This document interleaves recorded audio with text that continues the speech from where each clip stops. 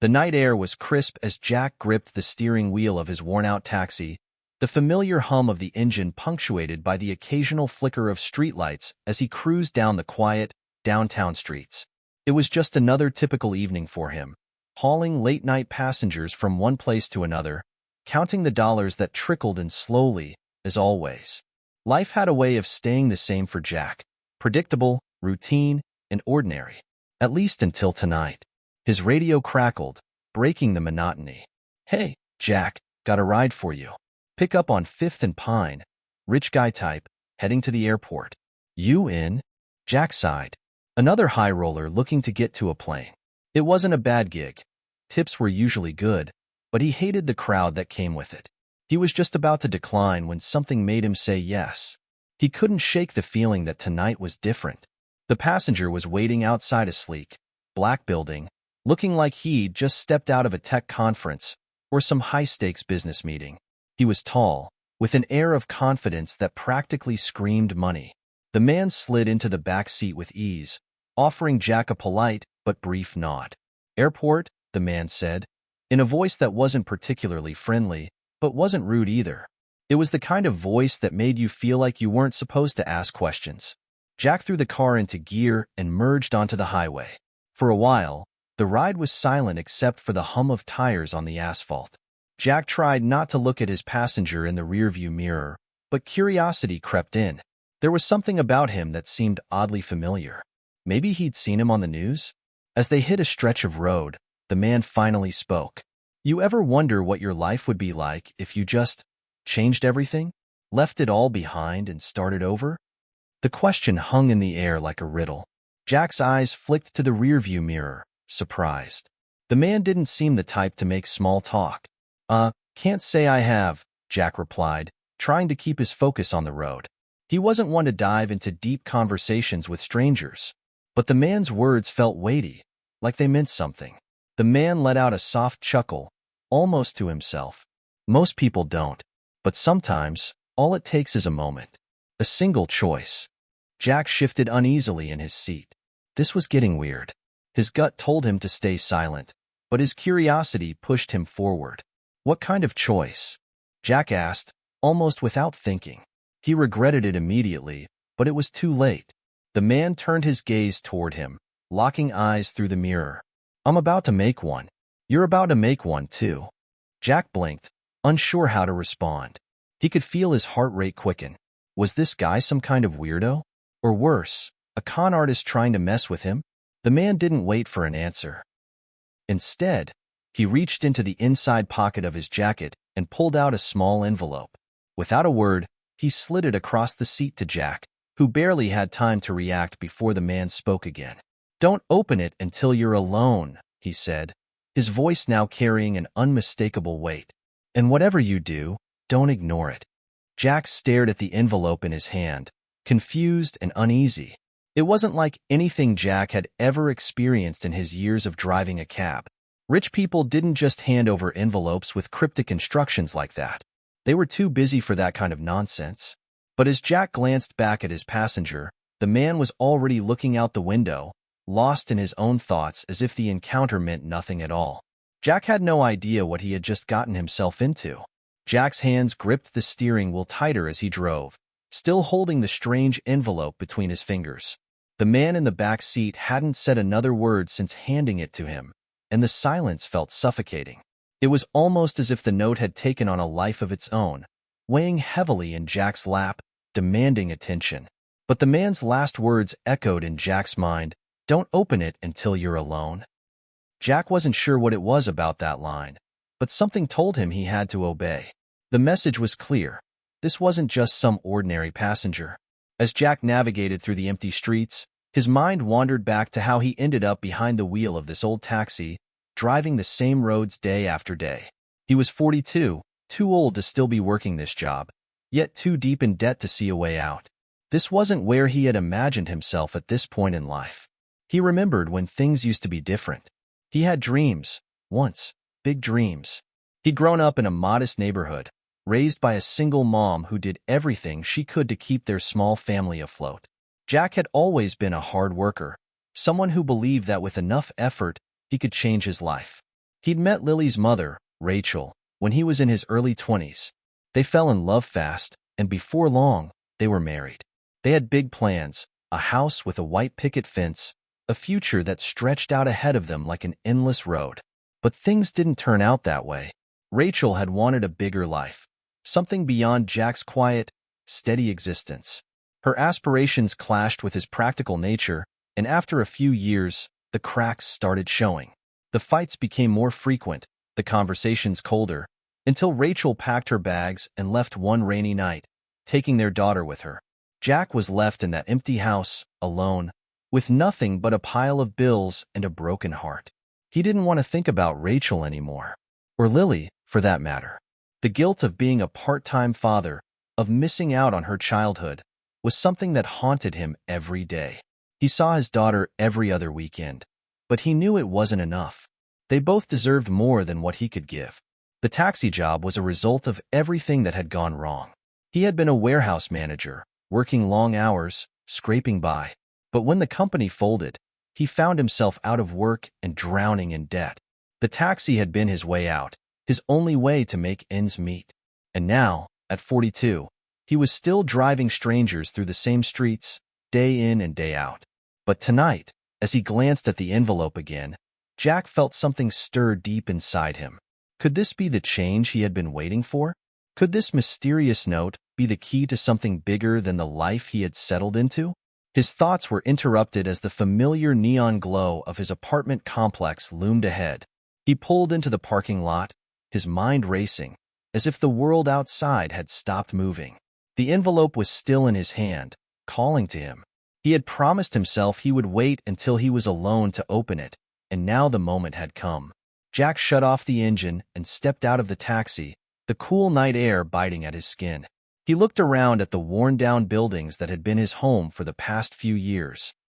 The parking lot was quiet, save for a few other cars parked nearby, their owners long gone. His apartment was on the 3rd floor, a cramped one-bedroom with barely enough room for him to stretch out. As he climbed the stairs, the weight of the envelope in his pocket felt heavier with every step. When he reached his door, he hesitated, his hand on the knob. What if this was some kind of scam? What if opening it led to trouble he wasn't ready for? But then again, what did he have to lose? With a deep breath, Jack stepped inside and locked the door behind him. He turned on the lights and sat down at the small table in his kitchen, the envelope resting in front of him. For a moment, he just stared at it, his fingers tracing the edges of the paper. There were no markings, no stamps, no indication of who had sent it. Just a simple, unmarked envelope. He ripped it open, pulling out a single piece of paper. As he unfolded it, he squinted at the handwritten message. The key to everything is in your hands. Take the leap, and your life will change forever. But remember, trust no one. Jack blinked. The words seemed to burn into his mind, leaving him unsettled and confused. What did it mean? And who would go through the trouble of sending him something so cryptic, so urgent? His heart began to race. He had no idea what this note was about, but he could feel the pull of something bigger than himself, something that could change the course of his life. And despite the warning to trust no one, part of him couldn't help but wonder, was this the chance he had been waiting for? Jack stared at the note for what seemed like hours, though in reality, only a few minutes had passed.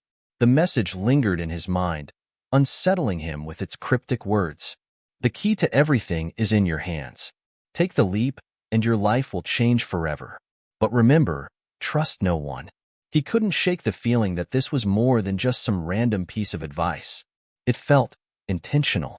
His heart raced, his mind spinning with the possibilities. Who would send him something like this? What could it mean? And why him? He was just a taxi driver with nothing remarkable about him, nothing that would make him worthy of such an ominous message. The more he thought about it, the more questions popped up. The last part of the note, trust no one, gnawed at him. He wasn't naive. He knew how the world worked. People would lie, cheat, and steal if it meant getting ahead. But to give someone this kind of warning? It didn't sit right. He set the note down on the table and stood up, pacing his small apartment. He couldn't just sit around and wait for something to happen. If he was going to make a change, he'd have to take action.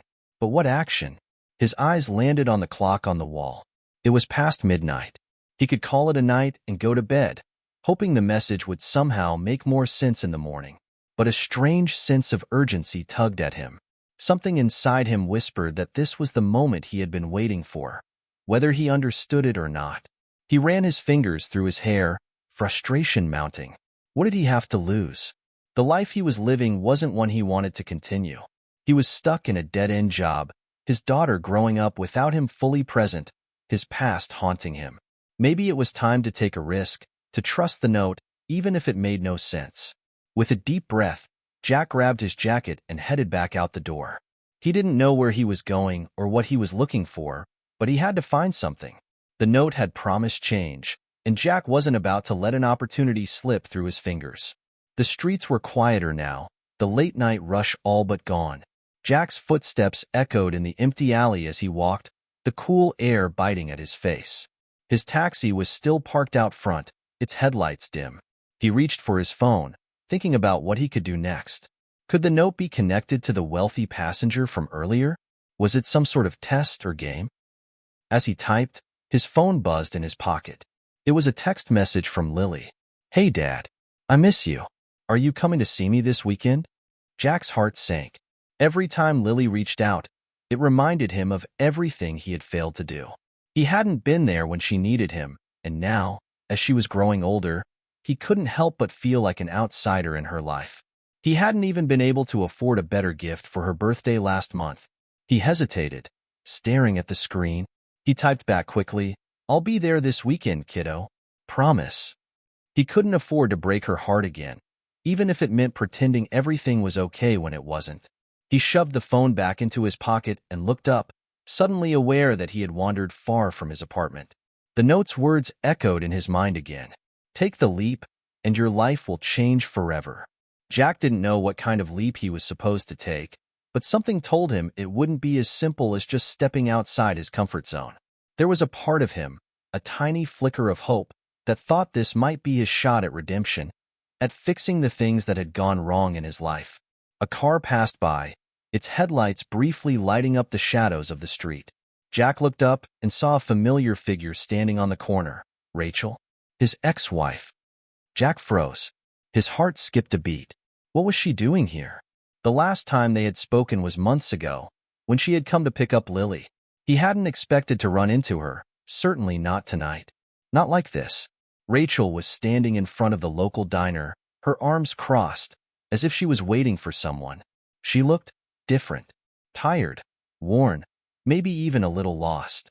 She hadn't seen him yet, and Jack was debating whether to walk over to her or just keep going. After all, what was the point? They had parted ways years ago, and the wounds were still fresh. But something urged him forward, a pull he couldn't explain. He had no idea why, but he couldn't shake the feeling that this was connected to the note, that this was somehow part of whatever was happening tonight. He walked up slowly, trying to find the right words to say, his mouth dry. He didn't want to make a scene or dredge up old memories, but at the same time, he needed answers. Something in him screamed that this was his chance for closure, or maybe even a new beginning. As he approached, Rachel finally noticed him. Her eyes widened in surprise, and for a moment, she just stared at him, as if trying to make sense of his sudden appearance. "Jack?" she asked, her voice soft and cautious.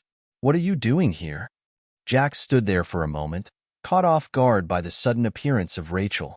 He hadn't expected to see her tonight, and certainly not like this, standing in the middle of the street, as if waiting for him. The years between them felt like an insurmountable gap, yet in that instant, it seemed as if no time had passed at all. Rachel's eyes were tired, though they still held that familiar intensity. Her brown hair, now streaked with hints of gray, fell loosely around her shoulders. She was wearing a worn jacket, her arms wrapped tightly around her body as if she were trying to keep warm, or perhaps protect herself from something deeper. "Jack?" she repeated, her voice softer this time. There was something vulnerable in her tone that made Jack hesitate. "What are you doing here? Is everything okay?" Jack opened his mouth to respond but found himself at a loss for words. He hadn't planned on confronting her. Not now, not like this. He wasn't prepared for the emotions that were flooding back. The years they had spent together, the promises they had made, the love that had once seemed so real, now felt like a distant memory. I didn't expect to see you, Jack stammered, his hands shoved deep into his pockets. He was suddenly aware of how awkward this situation was. What are you doing here? Rachel glanced over her shoulder, her gaze distant, as if searching for something in the empty street. I needed to think. I wasn't sure where to go. Jack felt a pang in his chest. Needed to think? Had she left because of him? Had he pushed her away so much that she was out here, alone, at this hour? The guilt of their failed marriage hit him like a wave, but he quickly pushed it aside. He couldn't afford to get stuck in the past. Not now. Not with everything that was going on.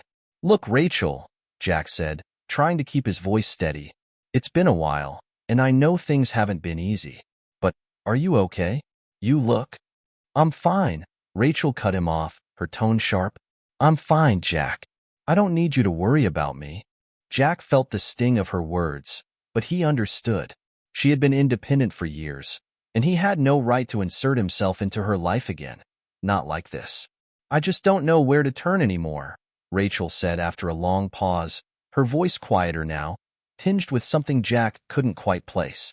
Everything's falling apart. I thought I had it figured out, but I don't. And now I feel lost. I can't even remember what I was running from. The vulnerability in her words hit Jack harder than he expected. This wasn't just the woman who had walked out on him years ago. This was someone who was struggling, just like him.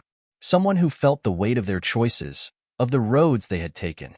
Maybe we're both lost, then, Jack murmured, his eyes locking onto hers. But we don't have to be alone in it, Rachel. I don't know how to fix things. I don't even know where to start. But I can try. Rachel shook her head, her eyes brimming with something Jack couldn't identify. She was silent for a long moment, her gaze wandering to the ground as if she were weighing something inside her. Jack waited, his heart pounding, uncertain of what to do or say next. I don't know if we can fix things, she finally whispered, looking back up at him. Not after everything that happened. But maybe we can try again. Maybe we can at least try to find some peace with each other. The words hung in the air between them, heavy and fragile.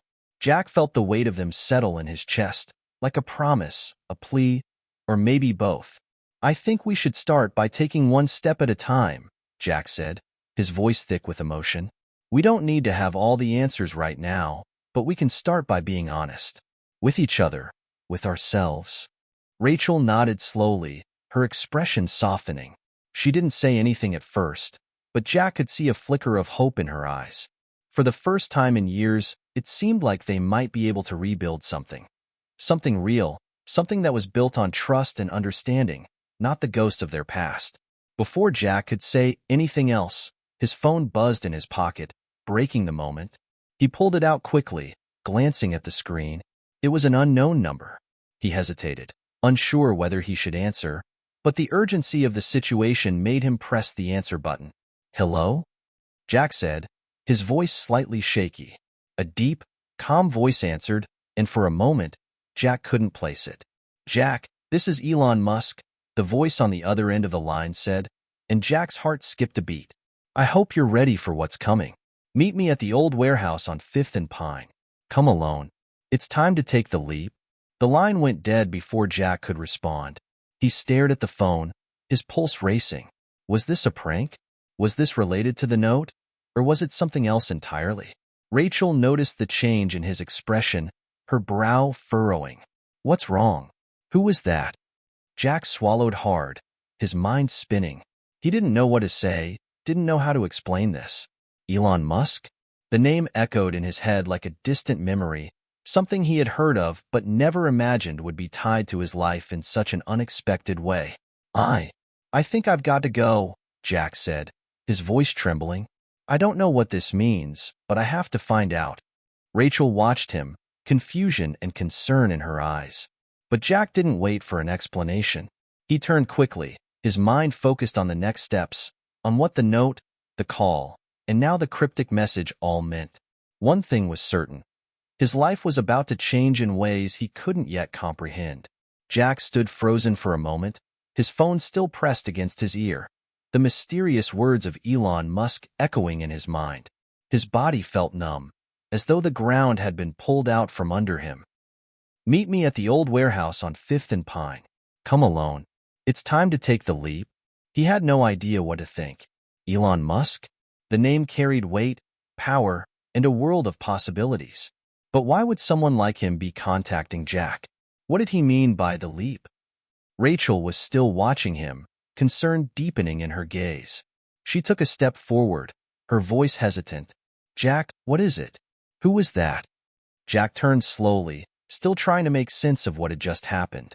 It was Elon Musk," he said, his voice barely above a whisper. Rachel's eyes widened, disbelief crossing her face. "Elon Musk? Are you serious? What does he want with you?" Jack shook his head, frustration bubbling up inside him. "I don't know. I don't even know if it's really him. But the call, it's connected to everything that's been happening tonight. The note, the feeling, it's all leading somewhere. And I don't think I can ignore it." Rachel stepped back, her hands lifting in confusion. "This is crazy. You're talking about a billionaire tech mogul like he's some kind of personal savior. Do you even realize what you're saying?" Jack's thoughts raced as he weighed his options. Part of him wanted to dismiss it all as some bizarre prank or coincidence, but another part of him, a deeper, more desperate part, felt that this was his moment, his chance to break free from the life he had been trapped in for so long. The leap was more than just a physical action. It was a chance for change, a chance to make a choice that could rewrite his story. "I know it sounds insane," Jack said, his voice firm now, "but I can't just walk away from this. I don't have much to lose, Rachel.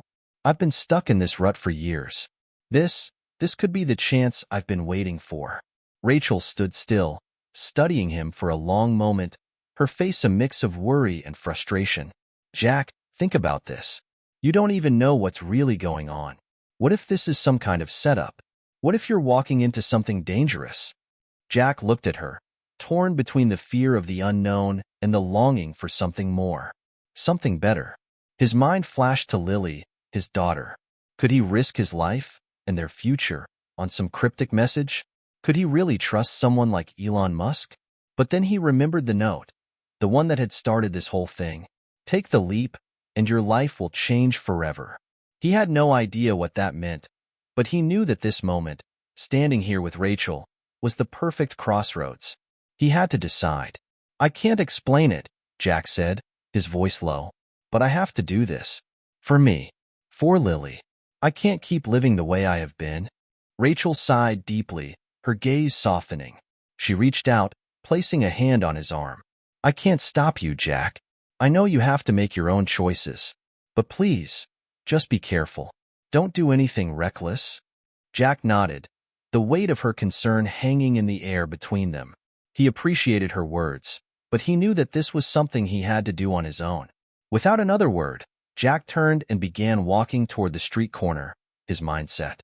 He didn't know where this path would lead, but he wasn't about to let fear hold him back anymore. As he walked toward his car, Jack's mind was a whirlwind of conflicting thoughts. What was at the warehouse waiting for him? What was he supposed to do when he got there? And, most pressing of all, could he trust Elon Musk? Or was this all part of some elaborate game? The warehouse on 5th and Pine wasn't far from his apartment, a place that had once been a bustling industrial center but was now mostly abandoned, with a few rundown buildings scattered along the street. It had the kind of empty, desolate feel that made it the perfect location for something mysterious. Jack could only hope he wasn't walking into a trap. He reached his car, starting the engine with a low hum, and pulled out onto the street. The city was quieter now, the roads empty as he made his way toward the warehouse district. His thoughts kept circling back to Rachel. He could still feel the weight of her hand on his arm, the concern in her eyes. She wanted him to be safe, and in a way, he wanted that too. But he also knew that if he stayed safe, he'd be stuck. He would never know what could have been. The cold night air rushed through the car window as he sped down the road. His hands gripped the steering wheel tightly. The further he went, the more the tension in his chest grew. He wasn't sure what he was walking into, but he knew that he couldn't turn back now. He had already made the decision. The warehouse finally came into view. It was an imposing, decrepit building, its metal structure rusted with age. The streetlights flickered weakly, casting eerie shadows on the cracked pavement. Jack's heart pounded in his chest as he parked his car near the entrance.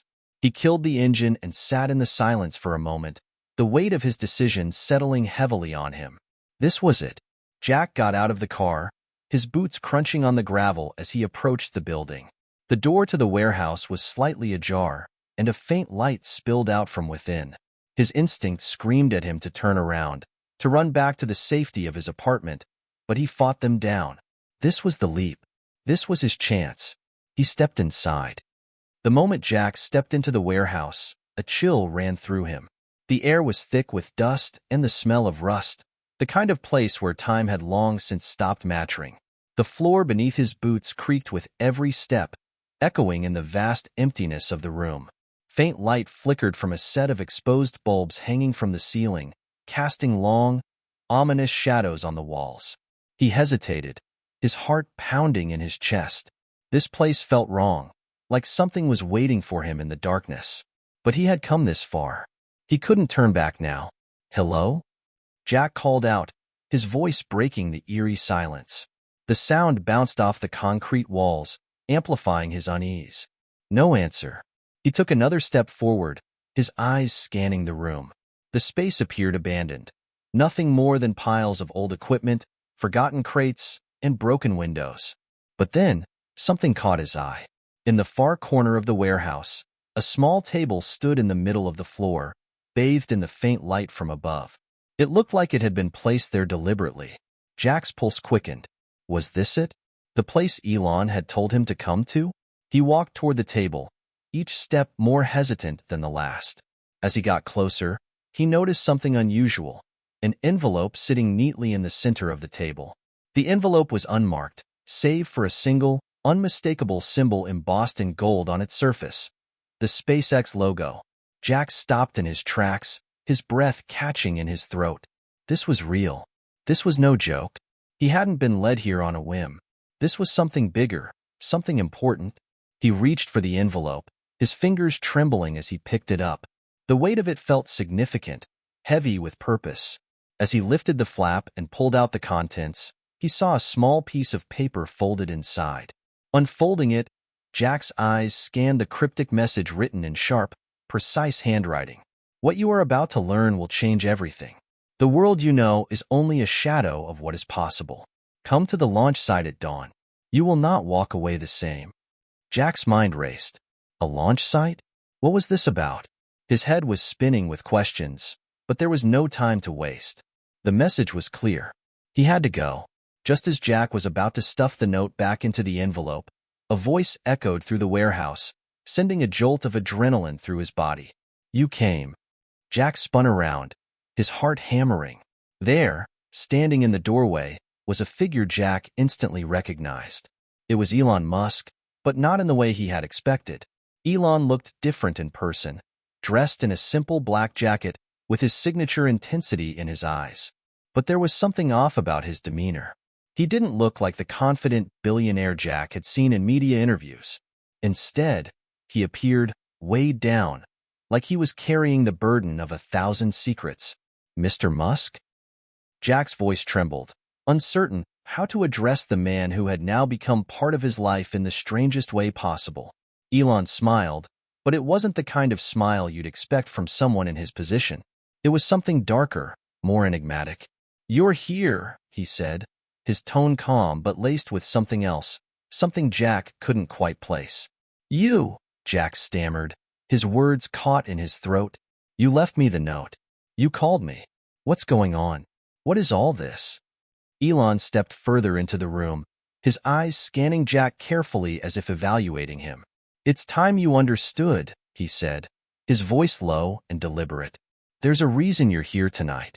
There's a reason this all started with you. But you're about to find out what that reason is. Jack's heart raced. Every instinct told him to turn and run, but he stayed rooted to the spot, curiosity overwhelming his fear. Elon walked past him and approached a small console in the corner of the room, his fingers moving quickly over a few buttons.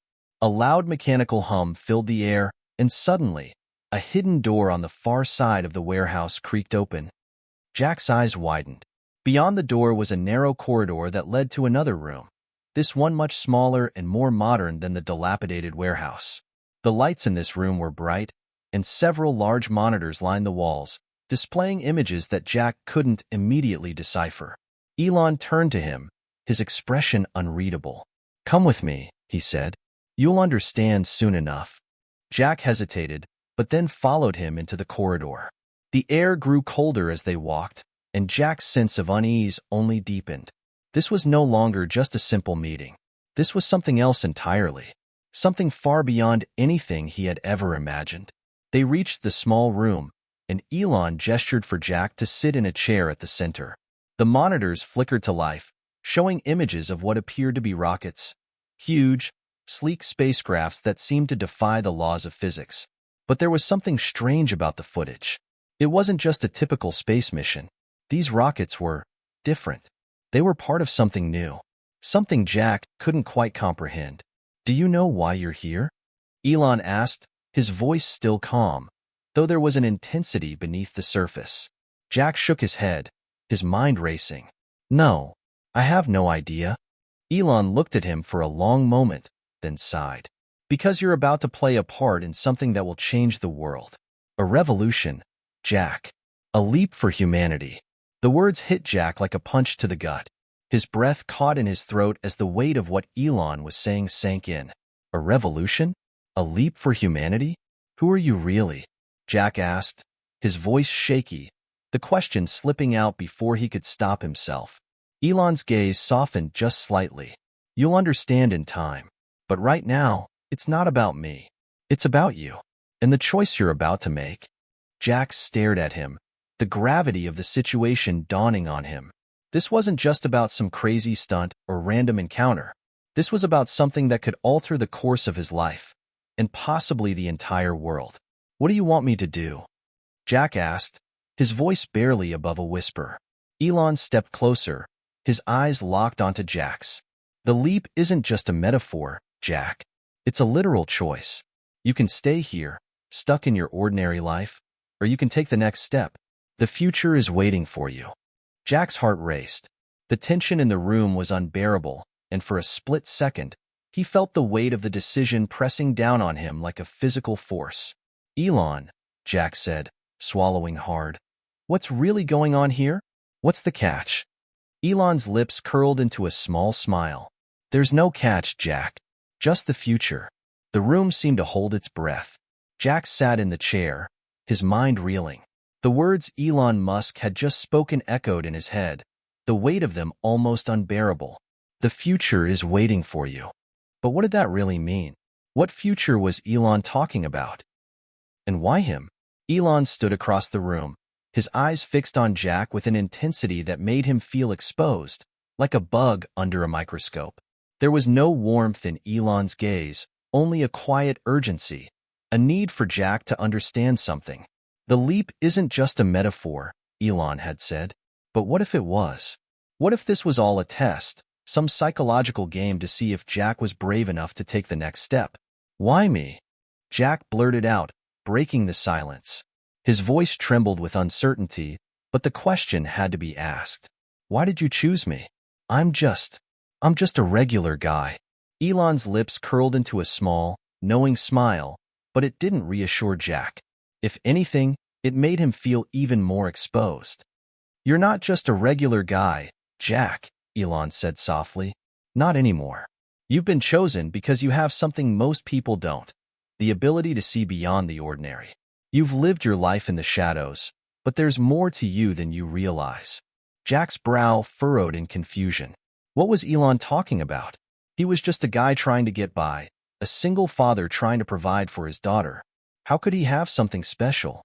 He had barely scraped by most of his life. Yet, something about Elon's words felt true. "Chosen for what?" Jack asked, his voice low. His heart was racing now, not out of fear, but out of something else. Curiosity.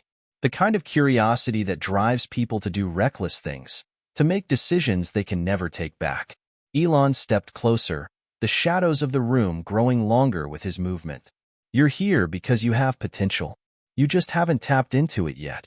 You've been playing the game the way everyone else does, following the rules, working your 9 to 5, trying to make ends meet. But there's a different way, Jack. A way that will change everything. Jack looked at Elon, trying to process the words. He felt like a kid who had just walked into a science fiction novel, one where everything was bigger, faster, and more dangerous than anything he could have imagined. Was he really part of some grand design? Was he going to be a part of something world-changing, like Elon said? The future? Jack repeated, still struggling to wrap his head around it. What kind of future are we talking about? And what does that have to do with me? Elon didn't answer right away. Instead, he walked over to one of the monitors lining the walls. The screen flickered for a moment before an image appeared. An image that took Jack's breath away. On the screen was a futuristic-looking spaceship, its sleek design and glowing blue engines unlike anything Jack had ever seen. The ship was soaring through the vastness of space, leaving behind a trail of stardust. Jack's eyes widened as he took in the sight. It looked real, as though this was something that had already been built, something that was ready to take off. This, Elon said, his voice quiet but filled with certainty, is part of the next phase of human evolution. Space exploration isn't just about reaching Mars. It's about transcending what we know, Jack. It's about creating a new future, a new way of life. Jack's mind raced. This wasn't just some high-tech gizmo Elon had built. This was the future, the kind of thing people only dreamed about, the kind of thing that could change everything. But what does that have to do with me?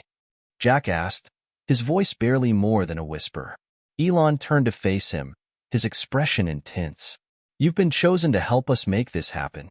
You've been given the opportunity to be part of the first mission. We need people who can think beyond what's possible, people who aren't afraid to take risks. People like you. Jack's heart pounded in his chest. A mission? A mission to space? The words seemed impossible, like something out of a science fiction novel. He had been chosen for something so far beyond his comprehension that it felt like a dream. But why me? Jack asked again, his voice cracking under the pressure. I don't know anything about space. I'm just a guy who drives a cab. How am I supposed to help? Elon smiled, a faint, almost imperceptible smile that didn't reassure Jack. It only made him feel more uncertain. You're here because you have something we need, Elon said, his voice low and measured. A fresh perspective. You've lived a life most people would call ordinary, but that's exactly what we need. Someone who can see the world through a different lens, someone who's not bound by the conventional. You have the ability to adapt, to think outside the box. And that's exactly what this mission will require. Jack stood there, frozen. The words hung in the air between them, heavy and unyielding. He had always thought of himself as small, insignificant. But now, he was being told that he had something special, something that could change the world. Could he really be a part of something this monumental? Elon, Jack said, his voice trembling. I'm not sure I understand. You're talking about sending me to space. Are you serious? You want me to be a part of this mission? Elon's eyes locked with Jack's. Yes, I'm serious. This is your chance, Jack. This is your moment to make history. Jack's head spun, the gravity of the situation overwhelming him. His whole life had been about surviving, getting by. But now, he was being offered a chance at something bigger, something beyond anything he had ever dreamed of. But could he take the leap? Could he leave everything behind? His daughter, his old life, the world he knew, for the unknown? Your daughter, Elon said, as if reading Jack's thoughts. She's part of this too, Jack. The future we're building isn't just for you. It's for her, and for everyone else. Jack's mind raced. He thought of Lily, his little girl, who depended on him. Could he really take this risk? Could he really walk away from everything for something that might not even be real? He glanced at Elon, who was watching him closely, waiting for his answer. The future was right there, waiting for him to take the leap. The question was, would he? The air in the room was thick with tension. Jack could feel his pulse pounding in his temples, the weight of Elon's words pressing down on him like a ton of bricks. Space. A mission to space. It sounded like something out of a dream, Yet everything in the room, from the sleek spacecraft on the monitors to Elon's calm, assured demeanor, made it feel so real. Jack's mind raced, but all he could think about was Lily, his daughter. She was everything to him. The idea of leaving her behind, of not being there for her when she needed him the most, was almost unbearable. He had already sacrificed so much for her, and now, here was this incredible opportunity. The kind of opportunity most people could only dream of. But what would it cost him? I can't just leave her, Jack muttered under his breath, more to himself than to Elon. She's my world.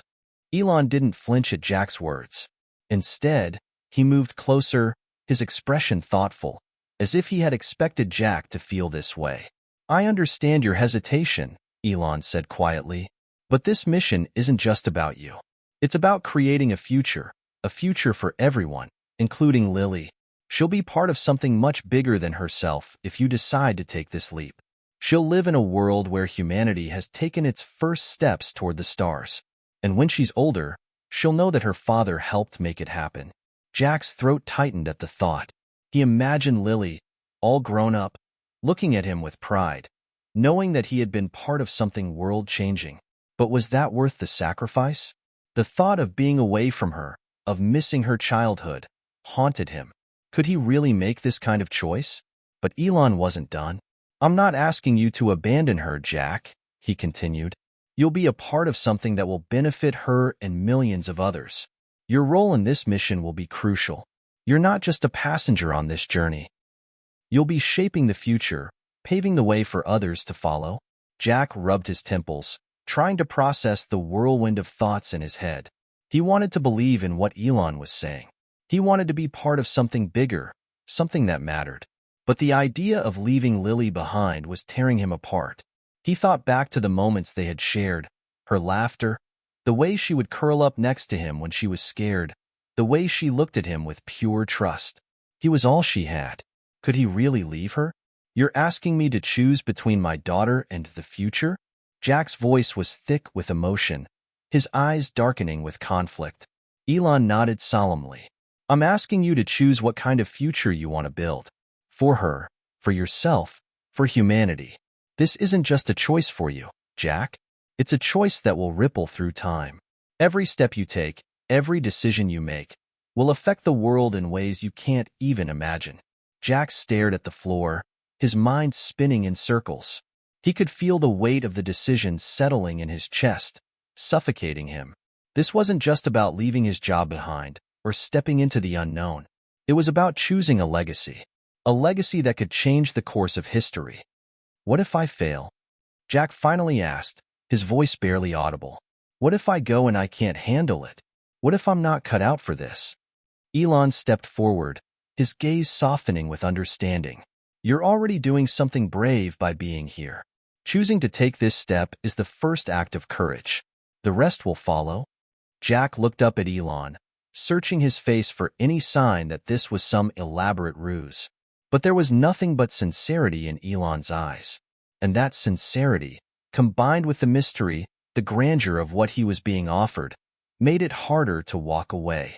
The monitors in the room buzzed with static, showing images of a rocket launching into space, its engines roaring to life as it soared beyond Earth's atmosphere. The view was breathtaking. It made Jack's stomach tighten with both fear and exhilaration. He was being offered a chance to be part of that. To be part of something so monumental, so groundbreaking that it could change everything. But the price was steep. His daughter. Jack could almost hear her voice in his head now. Daddy, where are you going? The weight of his responsibility as a father weighed on him like never before. Could he go through with this? Could he really leave her behind for something as unpredictable and dangerous as space travel? But then another thought crept into his mind. What would happen if he stayed behind? If he chose the safe path, the life he had always known, working a normal job, raising his daughter, keeping things predictable, would she ever know what it was like to be part of something extraordinary? Would she ever see her father as more than just a man who worked to pay the bills? He imagined telling Lily one day that he had been part of something bigger than himself, something that would leave a lasting legacy for humanity. And then he imagined her looking at him, eyes wide with awe, saying, "You did that, Dad? Maybe that's what it would take to make her believe in herself, to make her believe that anything was possible. But could he really leave her to chase that dream? Elon broke the silence once again, his voice soft but firm. Jack, this is your moment. You've been given an opportunity most people can't even fathom. It's not just about going to space. It's about stepping into your potential, about being a part of something greater than yourself. Jack's hands trembled as he placed them on the arms of the chair. He took a deep breath, his heart racing, his thoughts swirling. The future, the legacy, the mission, it was all there, waiting for him. But so was Lily. Finally, after what felt like an eternity, Jack spoke, his voice steady but filled with emotion. I need time to think, he said, his words heavy. I need to be sure. Elon nodded, understanding in his gaze. Take the time you need.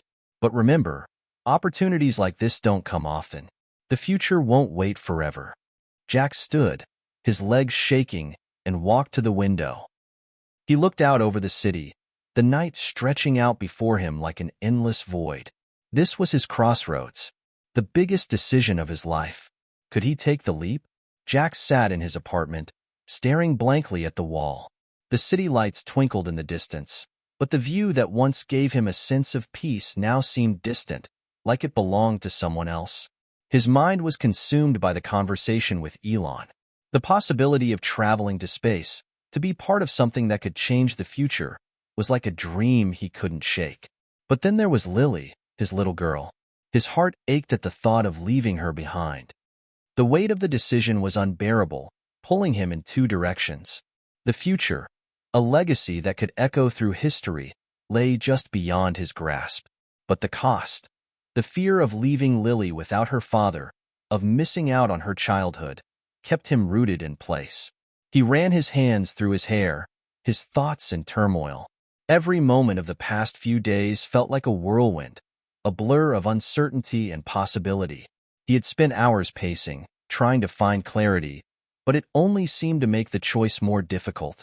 The sound of Lily's laughter, as it echoed through the walls from the next room, was the one thing that kept him anchored. He could hear her calling his name now, her voice light and carefree. The thought of walking away from her, of being away for months or even years, made his stomach churn. But was he being selfish? Was he holding on to the safety of his current life at the expense of something greater? Daddy! Lily called again, this time louder, and Jack's heart broke a little. He stood up and walked into the living room, where his daughter was sitting on the couch, flipping through a picture book. She looked up when he entered, her big brown eyes sparkling with joy. Hey, sweetie, Jack said softly, sitting down next to her. He smiled, but the smile didn't quite reach his eyes. Lily leaned against him, her small body fitting perfectly into the curve of his arm. What's wrong, Daddy? She asked, sensing something in his tone. You look sad. Jack swallowed hard, fighting back the lump in his throat. He didn't want to worry her, didn't want to show her how conflicted he was. He had always prided himself on being the strong one, the one who could handle everything. But now, for the first time, he felt utterly lost. I'm not sad, Lily, he said, his voice trembling slightly. Just thinking about some stuff. Like what? She asked innocently, her eyes wide with curiosity. Jack hesitated. How could he explain to his 6-year-old daughter the enormity of the decision he was facing? How could he make her understand that everything he had known, everything he had worked for, was on the line? I've been given a really big opportunity, Jack said finally, his voice soft. Something that could change a lot of things. But it means I might have to be away for a while. Lily's brow furrowed. Where are you going? Jack paused, his throat tightening. I don't know yet. It's complicated. Lily sat up a little, her small fingers playing with the hem of his shirt. Are you going to be okay, Daddy? Her words hit him harder than he expected. He was supposed to be the one reassuring her, not the other way around. He kissed her forehead gently, holding her a little tighter than usual. I'll be okay, he said quietly, but I need to think about what's best for both of us. Lily nodded, but Jack could see the worry in her eyes. She didn't fully understand, but she sensed that something important was happening. Jack stood up, wiping away the tear that had managed to slip down his cheek. He needed to clear his head. He needed to make a choice. The next morning, Jack found himself back at the building where Elon had invited him. The stark, modern architecture still had the same intimidating presence, but today, it felt different. It felt like the place where his life would change forever, where he would finally make the choice that would shape his future.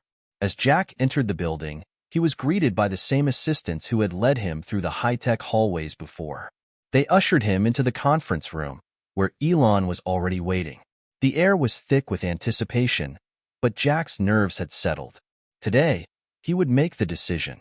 Elon stood as Jack entered, his face calm, but there was an edge to his demeanor, an unspoken expectation that Jack would be ready to commit. "So, Jack," Elon began, his voice steady, "have you made your decision?" Jack took a deep breath, his heart pounding in his chest. His mind was made up now. The swirling thoughts, the fear, the uncertainty, they had all settled into a quiet resolution. He was ready to take the leap, for himself, for Lily, for the future. "I have," Jack said, his voice stronger than it had been in days. He looked Elon in the eye. "I'm in." Elon's eyes softened, and a faint smile tugged at the corners of his lips. "Good. I knew you had it in you." Jack's stomach fluttered with a mix of excitement and nerves. He had made the right decision, he told himself. This was his chance to change the world, to be part of something greater than he had ever imagined. But even as the words left his mouth, Jack couldn't shake the feeling that his life was about to change in ways he couldn't fully comprehend.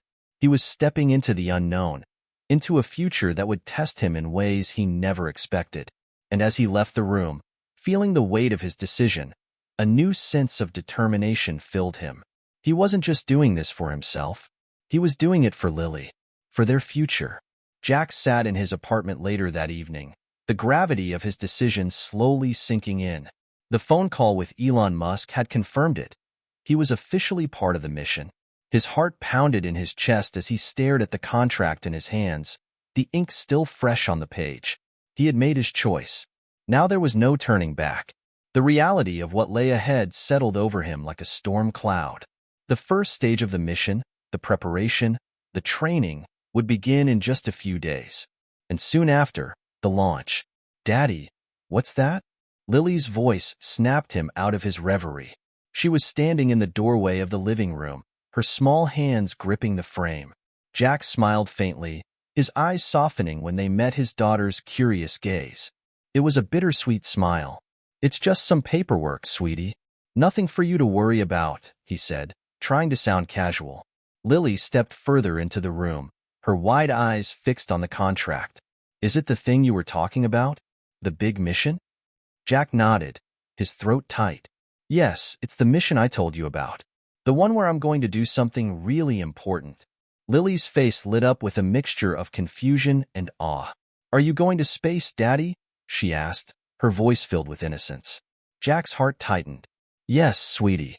I'm going to space. I'm going to help make history." Lily tilted her head, processing the information in her young mind. She didn't fully understand the magnitude of the journey Jack was about to undertake, but she grasped the excitement in his voice. And yet, there was a faint sadness in her eyes, as though she, too, could sense that something was changing. "Will you come back?" she asked quietly, her words more like a soft plea than a question. Jack's breath caught in his throat. He knelt down to her level, brushing a strand of hair from her face, his eyes full of tenderness. "Of course, sweetie. I'll always come back. I'll be back before you know it. And when I do, I'll have stories to tell you, and we'll do everything we love together again." Lily nodded slowly, her small face filled with a kind of determination that only a child could possess. She didn't know exactly what was happening, but she trusted him. She believed him. "Okay, Daddy," she said, her voice small but resolute. "I'll be here waiting for you." Jack hugged her tightly, feeling the weight of her trust in his arms. The decision was made. But now, the real work began. The launch, the mission, and the training were only the beginning. The hardest part, being away from Lily, knowing she would be growing up without him there for every step, was something he would have to live with. But he had made this choice, and it was for her as much as it was for the future. The next few days were a blur of activity. Jack attended briefings, completed psychological evaluations, and underwent extensive physical training. The rigor of the preparations was exhausting, but it was nothing compared to the mental toll. The thought of leaving Earth, leaving everything behind, gnawed at him constantly. But the excitement of being part of something so extraordinary kept him going. He knew that once the rocket launched, there would be no turning back. On the morning of the launch, Jack stood in front of a mirror, staring at his reflection. The sleek spacesuit he wore fit him like a second skin, the helmet resting nearby. His hands were steady, but his mind was racing. This was it. The moment he had been preparing for had finally arrived. The countdown was officially underway. He was moments away from stepping onto a shuttle that would take him to the launch pad. But before he left, there was one last thing he had to do. Jack pulled out his phone, scrolling through the messages that had piled up over the past few days. There were messages from friends, family, and colleagues, all offering congratulations and well wishes. But there was one message he had been avoiding. Lily. He hesitated for a moment, unsure of how to say goodbye. It was too early for her to fully understand the gravity of the situation, but Jack knew that this would be their last conversation before the mission. He had to make it count. He typed out a simple message, "I love you, sweetie. I'll be back before you know it. I'm doing this for both of us. Stay strong. Daddy will always come back." He stared at the message for a moment, his heart heavy. It wasn't enough. It couldn't possibly convey everything he was feeling, but it was all he could do. With a sigh, he hit send. The atmosphere at the launch site was electric. Hundreds of people milled about, preparing for the most significant event in human history. Cameras flashed, voices echoed through the air, and the ground trembled beneath the immense power of the rocket engines. Jack stood in line with the other crew members, their faces a mixture of excitement and anxiety. He had been through the rehearsals, the simulations, the drills, but this was different. This was real. His heart thudded in his chest as they approached the shuttle. He had been briefed on every detail of the mission. The countdown would soon begin, and there was no turning back. As he climbed into the shuttle, the familiar hum of the spacecraft sent a jolt of adrenaline through his body. The cockpit was small, filled with state-of-the-art technology, and the view from the porthole was unlike anything he had ever seen. The vast expanse of space loomed just beyond the shuttle's walls, a reminder of the incredible journey that was about to unfold. "Ready, Jack?" A voice crackled over the intercom. It was Elon, his calm voice providing a sense of reassurance. "I'm ready," Jack replied, his voice steady despite the emotions swirling within him. As the countdown continued, Jack took one last deep breath. He glanced at the picture of Lily tucked safely in his pocket, the reminder of why he was doing this. The world was about to change. The rumble of the rocket engines reverberated through the shuttle as Jack gripped the armrests, his body held firmly against the seat by the force of the launch.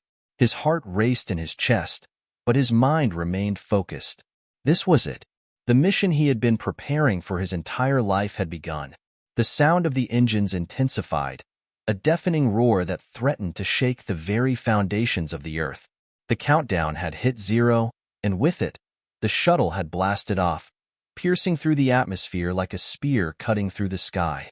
As the shuttle rose higher, the world below shrank until it was nothing but a distant blur, the blue oceans and green lands now appearing like a painting on the canvas of the world. Jack's thoughts flashed back to the moment he had left his apartment, leaving Lily with nothing but promises and a kiss on her cheek. His heart had been torn in two, one part filled with pride and excitement, the other with a deep, gnawing sadness at the thought of leaving her behind. But now, as the reality of space travel set in, there was no room for doubt. He was on the verge of making history. He was about to see the Earth from a perspective that few people had ever experienced. As the shuttle climbed higher and higher, the G-forces increased, pushing Jack back into his seat. His vision blurred for a moment, but he quickly focused, taking in deep, steady breaths. This was the moment he had trained for. He could do this. After what seemed like an eternity, the vibrations finally began to subside, and Jack realized they were through the worst of it. The initial stage of the launch was over. The shuttle had broken free of the Earth's gravity. He could feel the weightlessness begin to creep in, and with it, the most surreal sensation he had ever experienced. The voices of the crew filled his earpiece, but they felt far away, as though they were speaking from another world. Jack slowly unbuckled his harness, feeling the sense of freedom that came with weightlessness. His body floated slightly, and for a moment, he felt as though he were in a dream. "How are you feeling, Jack?" Elon's voice crackled through the intercom. "I feel incredible," Jack replied, his voice filled with awe as he glanced out the small porthole window. Space. The black abyss outside the shuttle seemed infinite, stretching on for eternity. The stars were sharper than he had ever seen, the planets more vivid. It was a sight that took his breath away. And yet, for all its grandeur, the Earth below was the most captivating thing. He could see the curvature of the planet, the continents sprawling out below, the oceans sparkling under the sunlight. It was humbling to see it all from such a distance. For a brief moment, Jack allowed himself to simply marvel at the sight.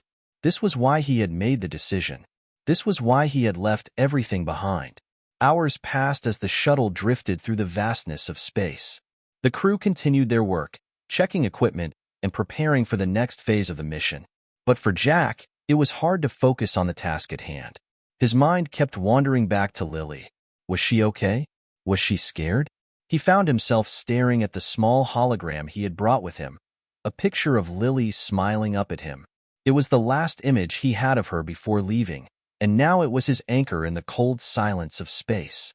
"Hey, Jack," came Elon's voice once again, breaking into his thoughts. "I know this must be overwhelming, but I need you to stay focused. The next phase is critical. We're approaching the satellite deployment site." Jack took a deep breath, shaking himself from his reverie. There was no time for distractions. The mission was the priority now. He turned his attention back to the control panel in front of him. The next step was to deploy a satellite, one of the most important pieces of the mission. The technology it contained could revolutionize communication, allowing for faster and more efficient data transfer between Earth and the outer colonies that were slowly beginning to form. If successful, this satellite would help bridge the gap between Earth and the stars. The rest of the crew was already preparing for the task, running through their procedures. Jack double-checked the system, ensuring that everything was in place.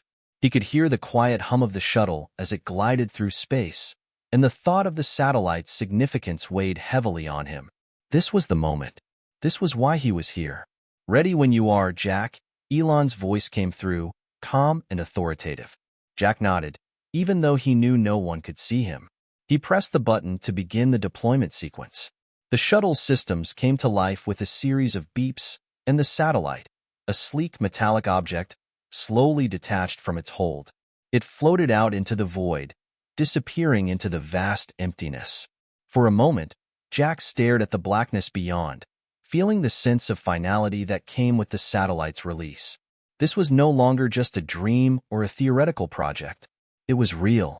It was happening. But then, as the shuttle continued its path through the endless expanse, something strange happened. A small blip appeared on the radar, a signal coming from the satellite they had just deployed. Jack stared at the screen, his pulse quickening. It wasn't supposed to send any kind of signal back yet. The satellite was meant to establish its connection later, after it had drifted farther into orbit. "Elon," Jack said, his voice suddenly urgent, "we're getting a signal from the satellite." "It's not supposed to do that." Elon's voice crackled through the comms. "What kind of signal?" Jack leaned forward, studying the data on the screen. The signal wasn't just some random interference. It was a clear, organized transmission. But it wasn't coming from Earth, and it wasn't anything they had anticipated. Before Jack could respond, a sudden jolt shook the shuttle. The lights flickered, and the entire craft seemed to groan under the pressure. Panic surged through Jack's chest as the mission control panel lit up with warnings. "What the hell is going on?" Jack asked, gripping his seat as the shuttle trembled. Another jolt. This time, it was more violent. And then the transmission stopped. "Elon, we've got a problem," Jack said, his voice a mixture of fear and confusion. The Earth below seemed farther away than ever as the shuttle floated aimlessly in the black void, the unknown stretching before them. The shuttle shuddered once more, and Jack's heart skipped a beat. The warning lights flickered, casting an eerie glow on the control panel. His fingers hovered over the buttons, unsure of what was happening. The ship was supposed to be in stable orbit, with all systems running smoothly. But now, everything felt off. The hum of the engines was faint, like the shuttle was adrift in the black void of space. "Elon, I'm getting another signal," Jack said, his voice low, almost breathless. It's definitely not coming from the satellite." There was a long pause on the other end of the comms. When Elon finally responded, his voice was sharp, his calm facade slipping slightly. "Run diagnostics. Check all systems. We need to confirm where that signal is coming from," Elon ordered, his voice laced with urgency. Jack's hands flew across the console, typing commands rapidly as the readings flickered in front of him. His breath came in shallow gasps as he tried to make sense of the data.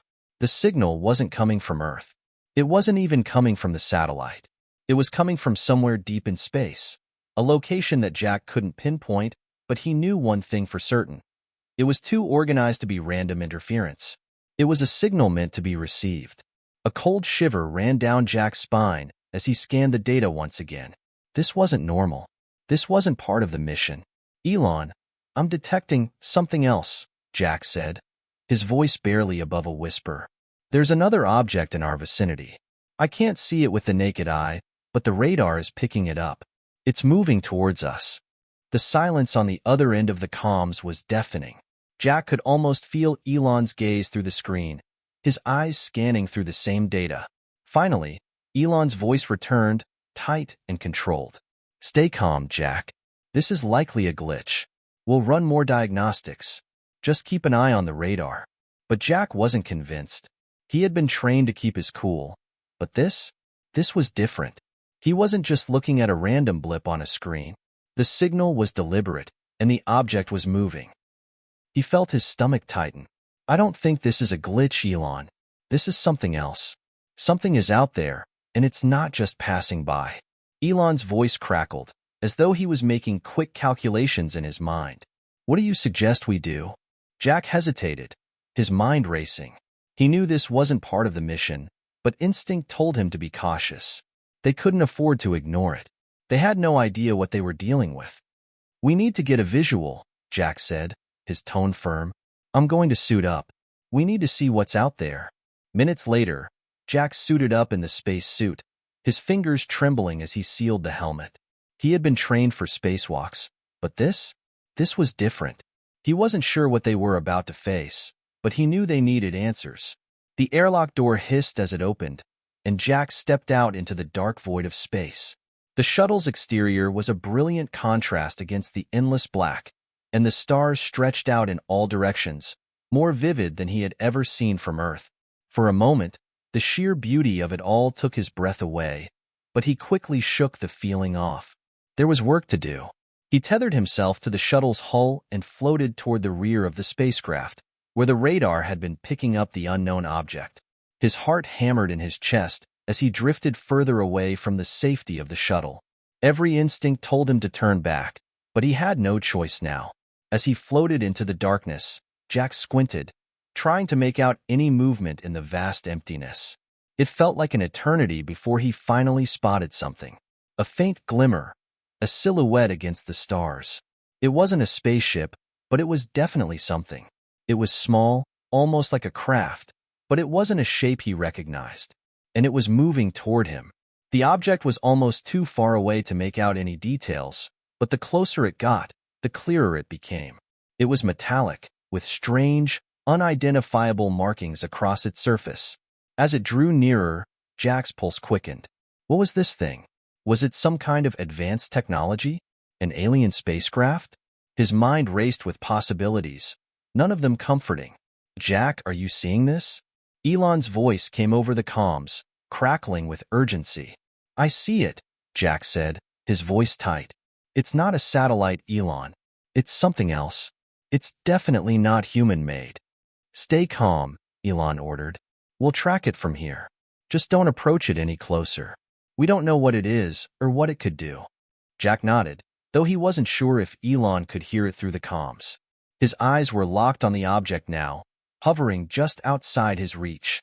It had stopped moving, almost as if it was waiting for him to come closer. He couldn't shake the feeling that whatever this was, it wasn't here by accident. Suddenly, without warning, the object emitted a faint, pulsing light. It was subtle at first, but then it grew brighter, almost as if it was reacting to Jack's presence. A wave of energy, intangible yet tangible, washed over him. His head buzzed, his thoughts scattered as though the light had disrupted his very consciousness. "Jack?" Elon's voice came again, frantic. "What's happening? What do you see?" Jack began, but his voice faltered. His body felt strange, like he wasn't entirely in control of it. He couldn't focus. The light from the object was overwhelming, pulling at him like a magnetic force.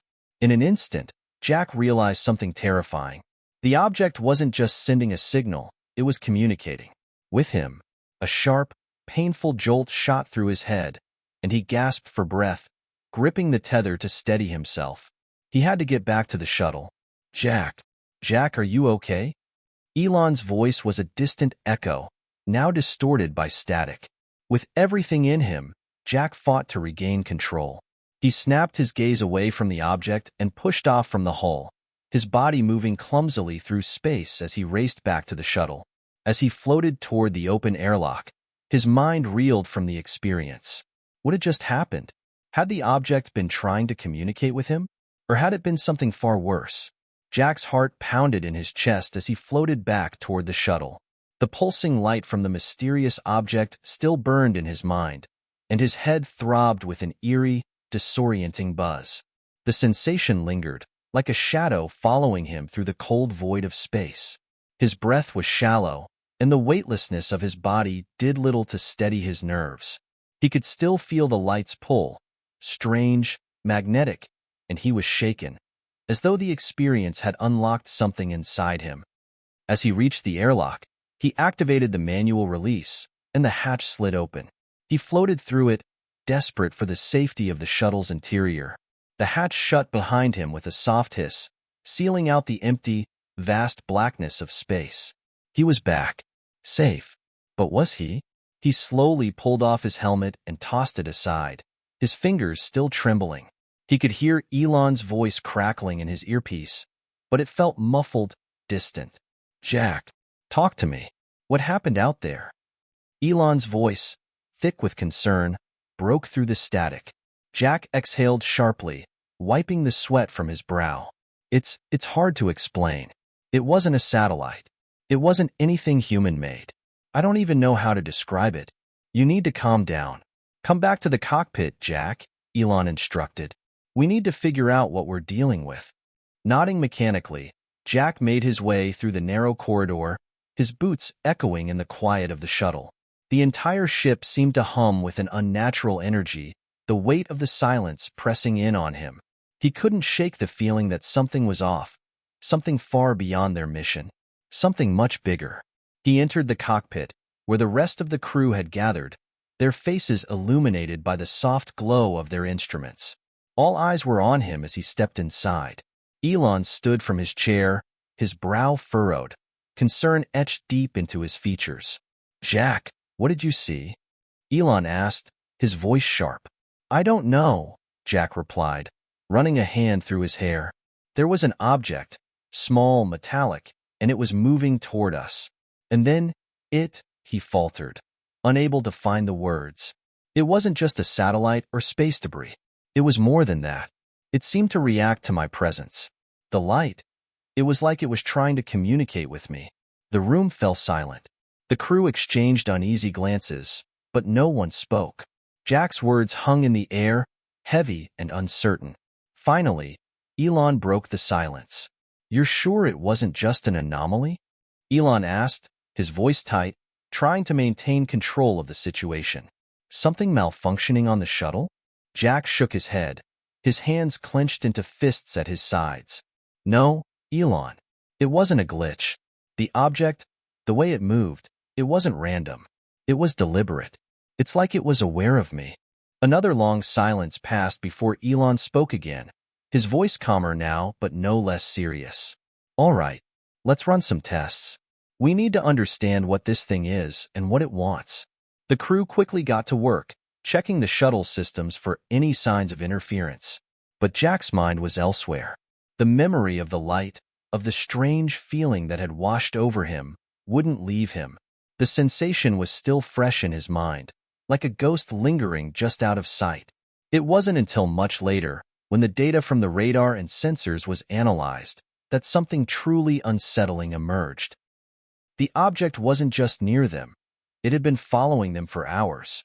The crew quickly realized that it wasn't a random passing anomaly. It had been tracking them the entire time. "Jack, we're not alone out here," Elon said, his voice steady but filled with an underlying tension. "This isn't a coincidence.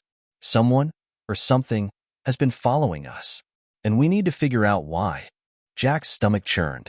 His thoughts raced, and a wave of panic washed over him. What did this mean?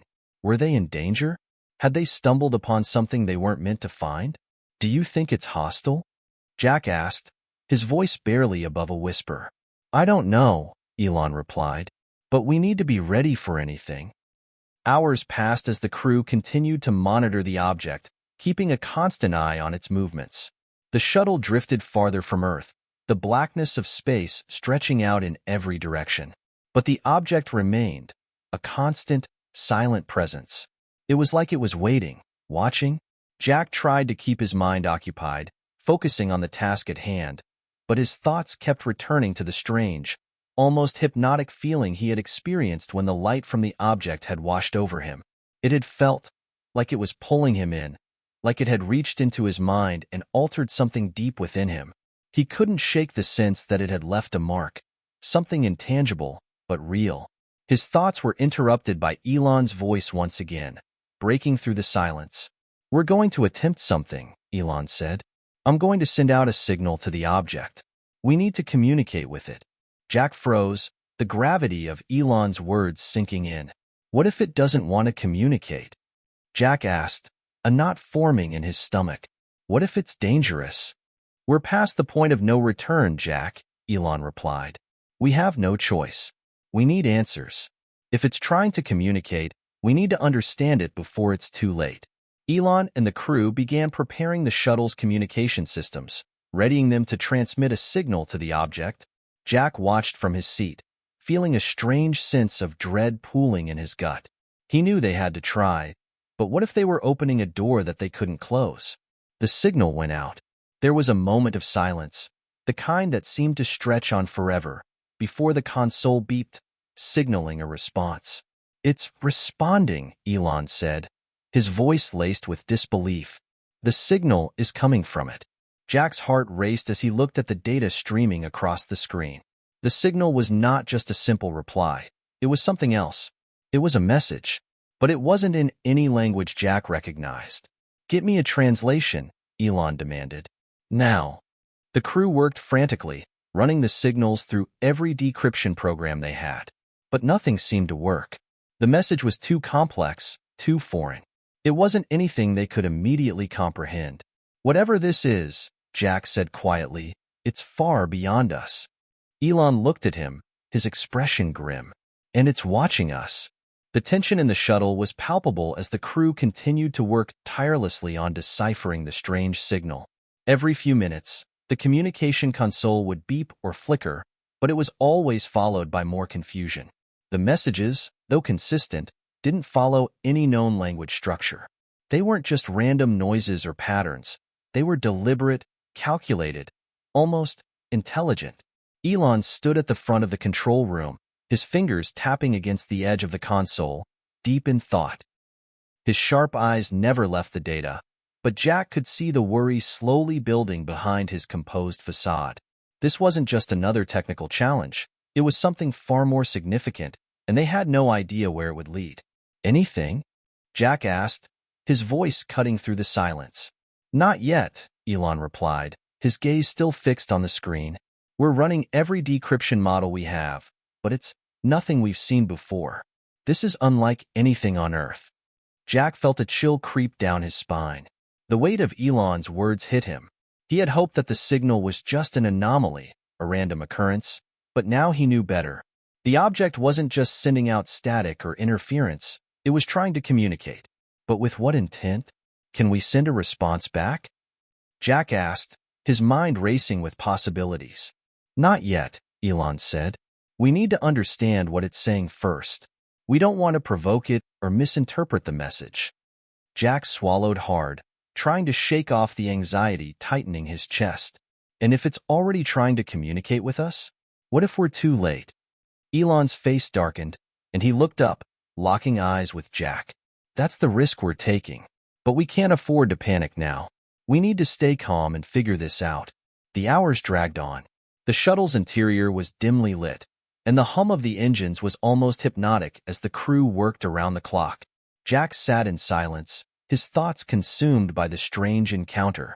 He kept replaying the way the light from the object had enveloped him, how it had felt so invasive, yet strangely familiar. It was as if something had been unlocked within him, something he couldn't quite name. Finally, as the time passed into the early hours of the next day, one of the crew members let out a sharp gasp. "I've got it!" she exclaimed, her eyes wide with disbelief. "I've cracked part of the code." Jack's pulse quickened, and he leaned forward, eager for answers. Elon's voice was almost breathless as he spoke. "Show me," he commanded. The crew member worked quickly, running the translated data through the system. On the screen, a series of symbols began to shift, rearranging into something that was almost understandable. The symbols weren't letters or numbers. They were shapes, almost like a form of pictographic writing, but they conveyed meaning in a way that transcended language. As the symbols morphed into a coherent message, the crew stared at the screen in stunned silence. "We see you. You are not alone." The words blinked on the screen, one after another, and Jack's heart skipped a beat. There was no doubt now. The message was meant for them. But what did it mean? Who was we? And what did it mean that they were not alone? "Who the hell is this?" Jack muttered, his voice barely audible. Elon's expression was unreadable. His mind was working overtime, processing the meaning behind the message. "This isn't just an alien signal," he said slowly. "This is something else. Something intelligent." Jack swallowed, his mind racing. "So we're not alone in the universe? Is that what it's saying?" Elon nodded, but his gaze remained intense. "It's saying more than that. It's saying they're watching us, and they know we're here. It's like they're aware of us, of our presence. But why are they reaching out now? And why to us?" The message on the screen shifted again, revealing another string of symbols. "Welcome to the next phase." Jack's stomach tightened. "The next phase?" he repeated, his voice trembling. "What does that mean? Are they planning something?" Elon's face remained grim. "I don't know, but this is only the beginning. They've been watching us for longer than we realize. This signal, it's not just a message. It's a warning." As the crew worked to analyze the message further, Jack's mind kept spinning. The words seemed to taunt him, pushing him towards something he couldn't quite understand. Not alone. Next phase. These weren't just phrases. They were loaded with meaning. And the object wasn't just a passive observer. It was waiting, watching. "Do we respond?" Jack asked, breaking the silence. The question had been hanging in the air for hours, and now it demanded an answer.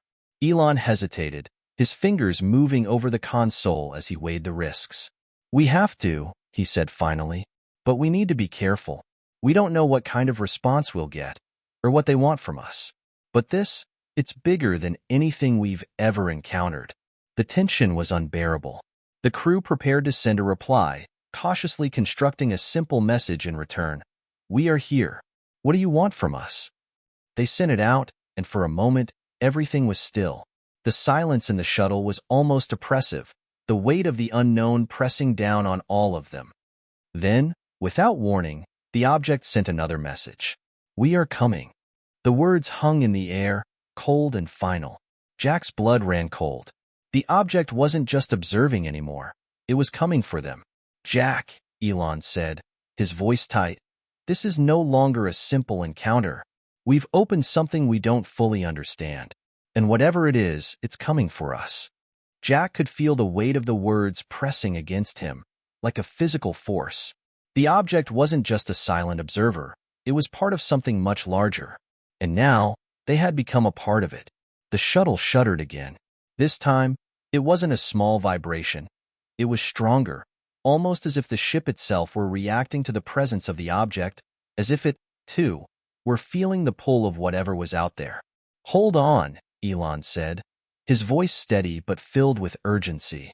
"This is just the beginning. We need to prepare for what's coming." The shuttle shook again, this time with more force, as if some invisible hand was pushing it. Jack gripped the nearest console, his knuckles white, his heart hammering in his chest. The object, now confirmed to be a sentient force, wasn't just near them anymore. It was closing in, its presence growing stronger by the second. The hum of the engines, once a familiar sound, now felt like a distant murmur against the rising tension in the shuttle. Elon's eyes never left the screen. The data coming in was erratic now. Strange signals, fluctuating frequencies. The radar system was starting to malfunction, and the interference was unlike anything they'd ever seen. Whatever the object was, it wasn't just technological. It was something far beyond human comprehension. "Jack," Elon said, his voice tight with urgency, "we need to prepare for impact. This thing is heading straight for us." Jack's stomach dropped. "What do we do?" he asked, his voice laced with panic. He had no idea how to react. There was no manual for this, no protocol. They were in uncharted territory, both physically and psychologically. Elon turned to face him, his expression grim but determined. "We can't run. It's not just a satellite or a spaceship, it's something more. We need to figure out what it wants, and we need to be ready for anything." Suddenly, the shuttle's lights flickered, casting eerie shadows on the walls. Jack's breath caught in his throat. He turned to see the crew, all of them silently watching, the fear in their eyes mirrored in his own. Is it here?" Jack whispered, his voice shaking. Before Elon could respond, the sensors flared, signaling an incoming object. The mysterious vessel had arrived, its silhouette appearing on the screen. It was nothing like they'd expected. Its shape was unlike any known spacecraft, both sleek and jagged at the same time, as if designed by something that understood the very fabric of space itself. A low hum filled the shuttle's interior, vibrating through the walls, and Jack could feel the air grow colder, the sensation of being watched more intense than ever before. It's right outside," one of the crew members muttered, staring wide-eyed at the screen. Elon's voice was steady but commanding. "Prepare for contact. Don't make any sudden moves. We don't know its intentions yet." For a moment, everything was still. The object lingered in the darkness outside, as if it was waiting, considering its next move. The hum reverberated through the ship, growing in intensity. "Is it sending another message?" Jack asked, his voice barely above a whisper. Elon's hands flew over the console, trying to establish a stable communication link. The crew watched him intently as he worked, their eyes filled with a mix of fear and anticipation. "Yes," Elon said, his voice cutting through the tension. "I've got it." A new message appeared on the screen, this one longer, more complex. It flashed in front of them in an instant. "You are the first. You will not be the last. This is your calling." Jack's mind raced. The first? Calling? What does that mean? He couldn't help but ask. Elon stared at the message, his face pale. "It's speaking to us, Jack. Not just as a species, but as individuals. It's saying, we're the first humans they've contacted." Jack's stomach twisted. But why? What do they want with us? Before Elon could answer, a sound cut through the silence, sharp, like metal scraping against metal. The shuttle groaned, and Jack's heart skipped a beat as he felt a sudden shift in the air, like something was pulling them, drawing them closer to the object outside. The crew gasped in unison, and Elon barked an order. "Brace for impact. Get to your stations." The shuttle jerked violently, throwing Jack forward. He managed to grab onto his seat, just in time to stop himself from crashing into the console. The ship rattled, as if something large and heavy was making contact with them from outside. Then, as suddenly as it had begun, the shaking stopped. Everything went still. The low hum of the object persisted, vibrating through the shuttle's hull. Jack felt it deep in his bones, like the sound was coming from within him. He could hear his own heartbeat, a rapid thump against the eerie silence. "Is everyone all right?" Elon's voice echoed through the shuttle, steady despite the chaos. Jack slowly pulled himself to his feet, his legs weak from the sudden movement.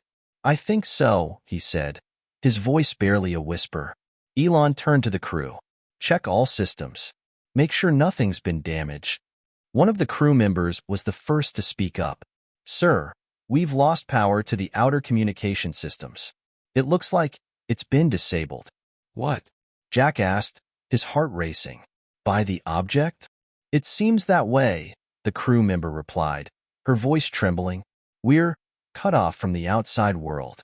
Elon frowned, stepping toward the window, staring into the void outside.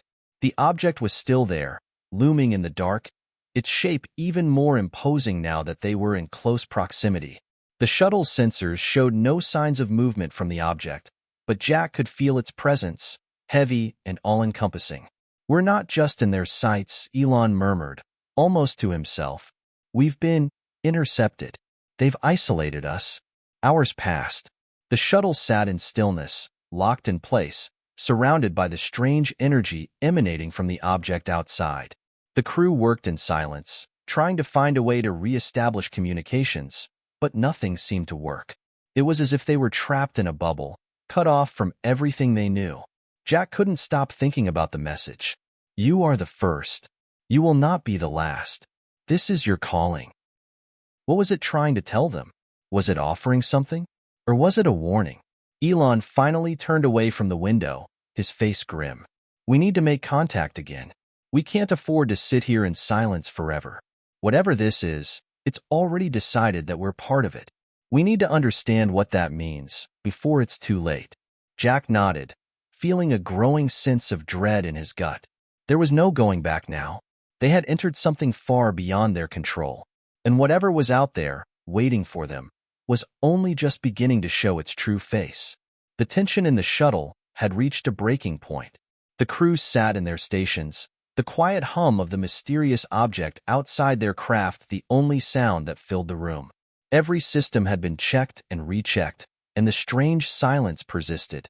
They were trapped in an invisible cage, an alien force holding them captive, both physically and mentally. Jack's mind raced, torn between the overwhelming fear of the unknown and an undeniable curiosity about what lay ahead. The message they had received, "You are the first. You will not be the last. This is your calling," still echoed in his ears. What did it mean? Why were they singled out? As the hours dragged on, Elon stood by the window, staring into the dark abyss outside. He had been unusually quiet since the object had made contact. Jack could see the weariness in his eyes, but he also saw something else, a sense of urgency. This wasn't just an encounter. This was something bigger, something that could change humanity's place in the universe forever. "Why us?" Jack asked, breaking the silence. His voice was thick with confusion. "Why is it choosing us?" Elon didn't answer right away. He seemed lost in thought, his brow furrowed as he scanned the data on the screen before him. Finally, he turned to Jack, his eyes filled with a mixture of frustration and determination. "I don't know," Elon said slowly, his voice barely above a whisper. "But I do know one thing. This isn't a random encounter. We were meant to find this thing, and whatever it is, it's calling to us." Jack felt a cold chill spread through his chest. A calling? For what? Elon's gaze grew distant, as if he were trying to grasp a concept just beyond his reach. "I think we're being asked to make a choice that could affect the future of our species." Before Jack could respond, the shuttle's lights flickered, casting long shadows on the walls. The eerie hum outside grew louder, and the entire shuttle seemed to shudder in response. The strange energy surrounding them was intensifying, and for the first time since the object's arrival, Jack felt the undeniable presence of something watching them. "It's coming," Elon said, his voice low, "and it's not alone." Suddenly, a new message appeared on the screen, faster than before. This time, it wasn't a simple phrase, but a complex series of symbols. They danced on the screen, shifting and rearranging like something out of a dream. The crew gathered around the console, their faces a mixture of awe and fear as the symbols began to form coherent shapes. The screen flashed with new words, and Jack's breath caught in his throat. The time has come. You will lead. The crew fell silent, staring at the message. Led? Led what? The implications were impossible to ignore. What does that mean? Jack asked, his voice trembling. He couldn't tear his eyes away from the message. I don't know, Elon admitted, his voice tight with a mix of confusion and apprehension. But we've been chosen for something. And it's not just about us anymore. It's about humanity. The realization hit Jack like a wave. The message wasn't just for him or for Elon. It was for all of humanity. They were on the cusp of something monumental, something that could either elevate the human race to a new level of existence or doom them to an unknown fate. We have to act, Elon said, his voice filled with urgency. Whatever this is, it's going to happen whether we're ready or not. We have to make a decision. Jack looked around at the crew. They were all silent, their eyes filled with fear and anticipation. The weight of the moment pressed down on them, and Jack could feel the pressure building. What kind of choice were they being asked to make? How could they possibly know what was best? Before he could voice his doubts, the shuttle shook again, this time with a force that rattled their teeth. The strange hum outside grew louder, almost deafening. The lights flickered, and the entire shuttle seemed to tremble in response. This is it, Elon said, his voice calm but resolute. We have to be ready. Suddenly, the shuttle's external monitors lit up. The object outside had shifted position, and a beam of light shot out from it, illuminating the shuttle in an almost blinding flash. The crew shielded their eyes, but Jack could still see the light seeping through his fingers, its intensity almost painful. The screen flickered, and a new message appeared, this one more direct than the others. You will enter the gate. You will be tested. Elon's face paled as he read the message aloud. Enter the gate? What gate? He turned to the crew, his eyes wide with alarm. Are we talking about a physical location? A portal of some kind? No, one of the crew members said, her voice shaky. It's a metaphor. The gate it's the next step, the next phase in our evolution. The word struck Jack like a physical blow. Evolution. He had always thought of humanity's future in terms of technology, advancement, and progress. But now, faced with this message, the idea of evolution felt much more immediate, much more personal. It wasn't about machines or computers. It was about the very core of humanity, its survival, its place in the cosmos. We don't have much time, Elon said, his voice steely. We need to make contact with whatever this is. We need to find out what the gate is and what we're supposed to do next. But Jack's thoughts were racing. What if this wasn't a blessing? What if it was a trap? Before he could voice his concerns, the shuttle was rocked once again, this time with such force that Jack was thrown to the floor. The lights went out, plunging the shuttle into darkness. The crew screamed in panic as the low hum outside turned into a deep, resonating roar. Then, in an instant, everything went still. The object outside had stopped moving. The energy in the shuttle, which had been pulsing and vibrating, had gone completely silent. The crew held their breath, waiting for the next movement, the next sign, the next order. Elon stood up slowly, his face resolute. This is it. The gate is open. We have no choice but to move forward. The darkness in the shuttle was almost suffocating. The crew sat in stunned silence, each of them trying to grasp the magnitude of the situation. The low hum from outside had disappeared, leaving only the eerie quiet. It was as though time had stopped, suspended in a moment of dread and anticipation. The message, "You will enter the gate. You will be tested," still hung in the air, a promise and a threat wrapped in one. Jack stood, his heart pounding in his chest. The shuttle had gone completely dark, with no visible sign of the object outside. The air was thick with tension, each breath feeling heavier than the last. There was no turning back now. Whatever the gate was, it was opening, and they had no choice but to step through. "Elon," Jack said, his voice barely above a whisper. "What do we do now? How do we prepare for this?" Elon didn't immediately answer. Instead, he paced back and forth, his mind clearly racing. The sharp lines of his face were illuminated only by the dim glow of emergency lights flickering on the walls. His eyes were dark, filled with a mixture of exhaustion and determination. "We don't have a choice," Elon finally said, his voice firm. "The gate is opening, whether we're ready or not. We have to face whatever it is on the other side." The words hung in the air, heavy with finality. Jack swallowed hard. Every instinct told him to run, to find a way to escape, but something deep inside told him that there was no escaping the pull of this encounter. They had been chosen, and now they had to face the consequences. As if in answer to their thoughts, a low rumble shook the shuttle. The lights flickered once more, and then, with a suddenness that took Jack's breath away, the shuttle lurched forward, its hull creaking under pressure. The air around them seemed to grow thicker, as if something was pressing in from all sides. "Elon!" Jack shouted, grabbing onto the nearest console as the shuttle rocked. "What's happening?" "It's the gate," Elon said, his voice steady despite the chaos around him. "It's opening. The object is pulling us toward it." Jack could feel the weight of Elon's words sinking in. The shuttle was being drawn in, pulled toward something beyond their understanding, something that had the power to defy all logic. Before anyone could speak again, the external monitors blinked on.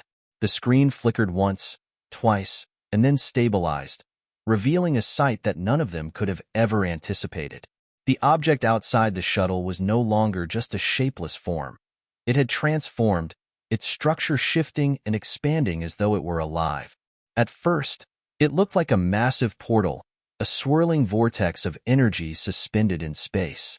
Its edges were jagged and uneven, as if torn from the very fabric of the universe. Light pulsed from within, casting shadows that seemed to move on their own. The object, or whatever it was now, had become a gateway, and beyond it was nothing but darkness. "It's a portal," Elon murmured, awe and fear mixing in his voice. "This is what it meant by the gate. We're being drawn into it." Jack's heart raced. The sight was both mesmerizing and terrifying. The vast emptiness beyond the portal seemed to stretch on forever, a void that could swallow them whole. There was no telling what lay on the other side, no way to prepare for whatever awaited them. "Elon, we can't just go in there," Jack exclaimed, his voice filled with panic. "What if this is a trap? What if it's not safe?" "We don't have a choice," Elon said, his gaze fixed on the swirling mass outside. "The gate is pulling us in, and we're already too close. We either move forward or we risk being crushed by the force of it." The crew exchanged nervous glances, unsure of what to do. But there was no denying the power of the pull. The shuttle was already drifting toward the vortex. The metal walls groaned under the strain, and the hum from outside grew louder, vibrating through their bodies. "We need to prepare," Elon said, turning to the crew. "Get ready for anything. This is it. Whatever happens next, we need to stay calm and stick together." The crew scrambled to their stations, securing themselves as best as they could. Jack's hands shook as he strapped himself into his seat, his mind racing with 1,000 questions. What would they find on the other side of the gate? Was this truly an opportunity for humanity, or was it a test they weren't ready for? Then, without warning, the shuttle lurched forward again. This time, there was no shaking. It was a smooth, unrelenting pull, like a force of nature guiding them. The lights in the shuttle flickered once more, then went out completely, plunging them into total darkness. For a moment, there was no sound, no motion. It was as though they had entered a space outside of time itself. Jack's breath caught in his throat. The silence was suffocating, pressing in from all sides. He couldn't see anything. He couldn't feel anything. And then, with a sudden flash, the shuttle was surrounded by light. It wasn't the kind of light they had seen before. It wasn't natural. It was pure, radiant energy that filled the shuttle completely, blinding them all for a brief moment. Jack closed his eyes, but the light still seemed to burn through his eyelids, forcing him to see it. It was everywhere, consuming them. The sensation was overwhelming, and for a moment, Jack thought he might lose consciousness. But then, just as quickly as it had come, the light vanished, and they were somewhere else. Jack blinked, his eyes adjusting to the sudden change. He could barely comprehend what he was seeing. They were no longer inside the shuttle. The space around them was alien, completely unfamiliar. There were no stars, no blackness of space. It was as if they had stepped into another dimension altogether, one that defied everything they understood about the universe. The floor beneath them was solid but seemed to shimmer, like liquid glass frozen in time. The air was thick, but it wasn't suffocating. It felt alive, charged with an energy that hummed through their bodies. "Where are we?" Jack breathed, his voice a mixture of awe and fear. Elon stood, looking around in disbelief. "I don't know, but we've made it through the gate." The crew looked around, their faces a mixture of wonder and terror. There was no clear way to navigate this strange place. No signs, no landmarks, just an endless expanse of shifting light and energy. And then, from the distance, a voice echoed. A voice that wasn't a sound but a feeling, a presence. "You have arrived." The words resonated deep in their bones. A voice that didn't belong to anything human. It was a force, an intelligence, and it was speaking directly to them. "You are the first," the voice continued. "The test begins now." The crew stood motionless, trying to make sense of their new surroundings. The strange, shimmering expanse stretched out before them, as if they were standing on the edge of a vast, unknowable world. The air, though alive with energy, was still. The gravity seemed normal, but the atmosphere felt dense, as though every breath was weighted with purpose. Jack's heart pounded in his chest, but he couldn't tear his eyes away from the swirling lights around them. It was as if they had stepped into the heart of a storm, one that was not of this world. His mind raced, trying to process what had just happened. The shuttle had been sucked into the portal, and now they were... where? Elon stepped forward cautiously, his expression one of both awe and wariness. "What is this place?" he muttered, mostly to himself. Then, as if answering his unspoken question, the air shifted. A low hum resonated through the floor, vibrating in Jack's bones. The hum grew louder, becoming a pulse, a heartbeat. It wasn't the hum of machinery or technology. It was something organic, something ancient. And in that moment, they knew they were not alone. A figure appeared from the mist, a silhouette at first, but as it approached, details began to emerge. It was tall, humanoid in shape, though its features were indistinct, constantly shifting. The figure was both ethereal and solid, its form fluctuating as if it were made of light and shadow simultaneously. Jack's breath caught in his throat. "Who are you?" he asked, his voice barely above a whisper. The figure stopped before them, its shape stabilizing. The energy around them crackled in response, and Jack felt the weight of the moment press upon him like never before. The being's presence was overwhelming, and yet, it didn't feel threatening. There was a strange peace in its appearance, but also an undeniable force. The voice they had heard earlier, the one that spoke through the vastness of the space, now emanated from the figure itself. It wasn't a sound, but rather a direct transmission into their minds, a language that bypassed words and went straight to their understanding. "You have crossed the threshold. Now, you must face the test." The crew looked at each other in confusion. The test? What test? None of them had prepared for this. This wasn't part of any mission plan. They had no idea what awaited them. But one thing was clear. They were no longer in control. "Test?" Elon echoed, his voice steady despite the unease growing in his chest. "What kind of test?" The figure did not immediately answer. Instead, it raised one arm, and from within its form, light poured out, swirling around them. It wasn't blinding this time. Rather, it was soothing, like a soft embrace. The light enveloped them, and for a moment, Jack felt as if he were floating, untethered from the physical world. Suddenly, the space around them shifted. The ground beneath their feet gave way to an expansive void, and they found themselves standing on a platform that seemed to hover in the middle of an infinite expanse of swirling galaxies. They were no longer on a solid surface, no longer in a shuttle or on Earth. They were suspended between dimensions, adrift in the vast unknown. The figure stood before them, its form now completely still. The light that had surrounded them faded, leaving only the dark expanse of the cosmos. Stars, nebulae, and swirling constellations stretched out in every direction. "The first part of your test is this," the voice echoed again, directly into their minds. "To know the universe, you must first understand yourself. You must confront your deepest fears, your greatest regrets, and your unspoken desires. Only then will you be ready to proceed." The crew exchanged uneasy glances. Jack felt a cold sweat form on the back of his neck. Confronting their fears? Their regrets? It was a challenge unlike anything they had ever faced. Before Jack could speak, a door appeared before them. An ethereal, glowing threshold that seemed to pulsate with the same energy as the figure. The door was a passage, a choice. And beyond it, Jack knew, lay the unknown. "Elon, do you think this is real?"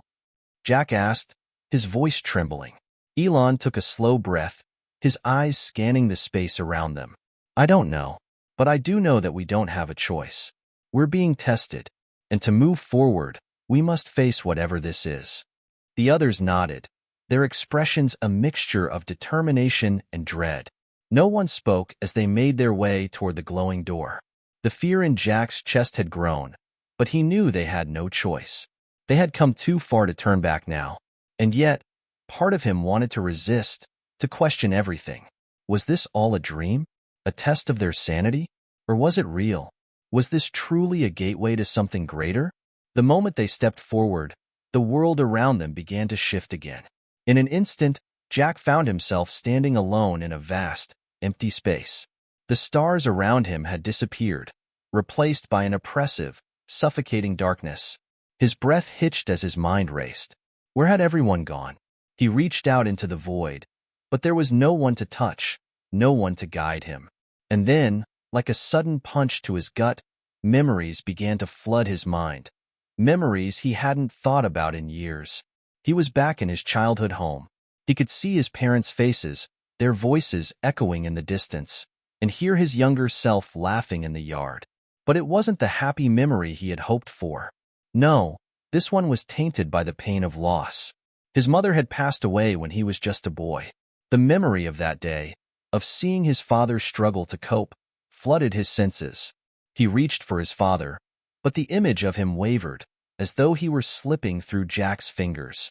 And then, the harsh truth, the one Jack had buried deep within, came rushing back. You weren't there for him, the voice in his mind whispered. You left him when he needed you most. The guilt, the shame, all of it came rushing forward like a tidal wave. Jack fell to his knees, unable to breathe, as the weight of his past bore down on him. But then, something shifted. He felt a presence, no, a voice, softly, but clearly in his mind. You cannot change the past, but you can shape the future. Your regrets are not chains, they are lessons. Jack took a deep breath, tears filling his eyes. The weight of his guilt was still there, but now, for the first time, he felt the first flicker of hope. I will, he whispered. I will change. Jack's heart raced as the oppressive darkness enveloped him. He was still kneeling, the weight of his past pressing against his chest, but the voice, the presence, lingered in his mind, offering a thread of hope. As he closed his eyes and took a deep breath, the suffocating darkness seemed to loosen its grip, and he could feel the tiniest spark of something new, something like peace. He wasn't alone. He wasn't trapped in this darkness forever. There was a way forward, but the path wasn't clear. The universe was still holding its secrets close, and whatever lay beyond the door they had entered seemed to stretch infinitely, both inward and outward. I will change, Jack repeated softly to himself, a promise that he would carry forward. The truth he had uncovered in this strange void would not define him. He would find his way back, back to his crew, back to his mission. He wouldn't allow his past mistakes to determine his future. And just like that, the darkness around him began to recede. As the void lifted, Jack found himself back on solid ground. The stars returned, this time brighter, more vibrant than before. He looked around and saw that the others, Elon, the crew, were all there with him again, standing in a circle around him. They too seemed to have come through their own trials, their faces marked with deep reflection. But it wasn't over yet. They still had to face whatever awaited them next. "Are you all right?" Elon asked, his voice low but filled with concern. Jack nodded slowly, wiping away a tear he hadn't realized had fallen. "Yeah, I think I am." But even as he spoke, the air around them shifted once more. The sky above rippled, like the surface of a pond disturbed by a single stone. And then, as if responding to some unseen command, a voice boomed from the void. "The second trial begins now. To move forward, you must face your deepest desires. You must confront the power within you. Will you succumb to it, or will you use it to transcend your limits?" The words sent a shiver down Jack's spine. He didn't know what the trial would entail, but one thing was certain. It wouldn't be easy. Each trial so far had forced them to look inward, to confront parts of themselves that they had long buried. Now, they had to face their desires, their ambitions, their dreams, the hunger that drove them forward. "Desires?" Jack muttered. "What does that mean? What are we supposed to do?" Elon stepped forward, his gaze piercing the ever-changing sky. "It means something different for each of us. It's the thing we crave the most, the thing we would do anything to achieve or possess. But we have to remember, desire, unchecked, can consume us. We need to be careful." Jack looked at his crewmates. Each of them wore a different expression, some anxious, others thoughtful, but none of them seemed sure of what was to come. Before anyone could speak again, the ground beneath them trembled. A blinding light erupted from the center of their circle, and a massive figure appeared, one that dwarfed even the towering form of the being they had encountered earlier. It was like a god, a primal force that radiated power and authority. The being's eyes glowed with a fierce, unblinking intensity, locking onto each of them in turn. "I am the embodiment of your desires," the figure boomed, its voice echoing with an otherworldly resonance. "I am the very force that drives you to reach beyond your limits. You will each face me, and you will either rise, or you will fall." The figure's words settled in the air, heavy with meaning. Jack felt a cold wave of dread wash over him, but he steeled himself. He had come this far. He couldn't let fear stop him now. Suddenly, he was no longer standing among the crew. The environment around him shifted once more. The vibrant stars disappeared, replaced by an intense glow that radiated from a singular point in the distance. Jack felt himself drawn to it, his body moving against his will. He had no control over his movements, as if some unseen force was pulling him forward. And then, he understood. He was standing at the edge of a vast chasm, the abyss opening before him. The glow came from the center of the chasm, and Jack knew he had to cross it. The desire within him, the drive to prove himself, to succeed, was pushing him toward that glowing light.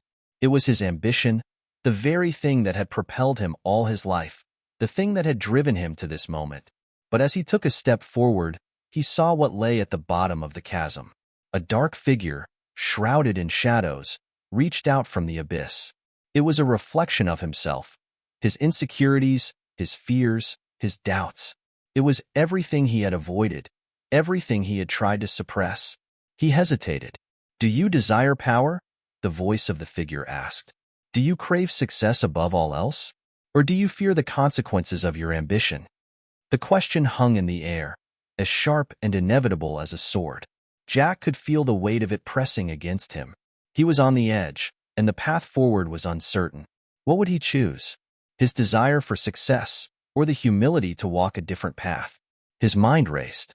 The ambition had been a driving force throughout his life, pushing him to climb, to conquer, to achieve. But now, staring at the reflection of his darker self, he realized that ambition, unchecked, uncontrolled, could lead him to ruin. "I choose to move forward," Jack said, his voice steady, though his heart pounded in his chest. "But I will not let my desires consume me. I will control them."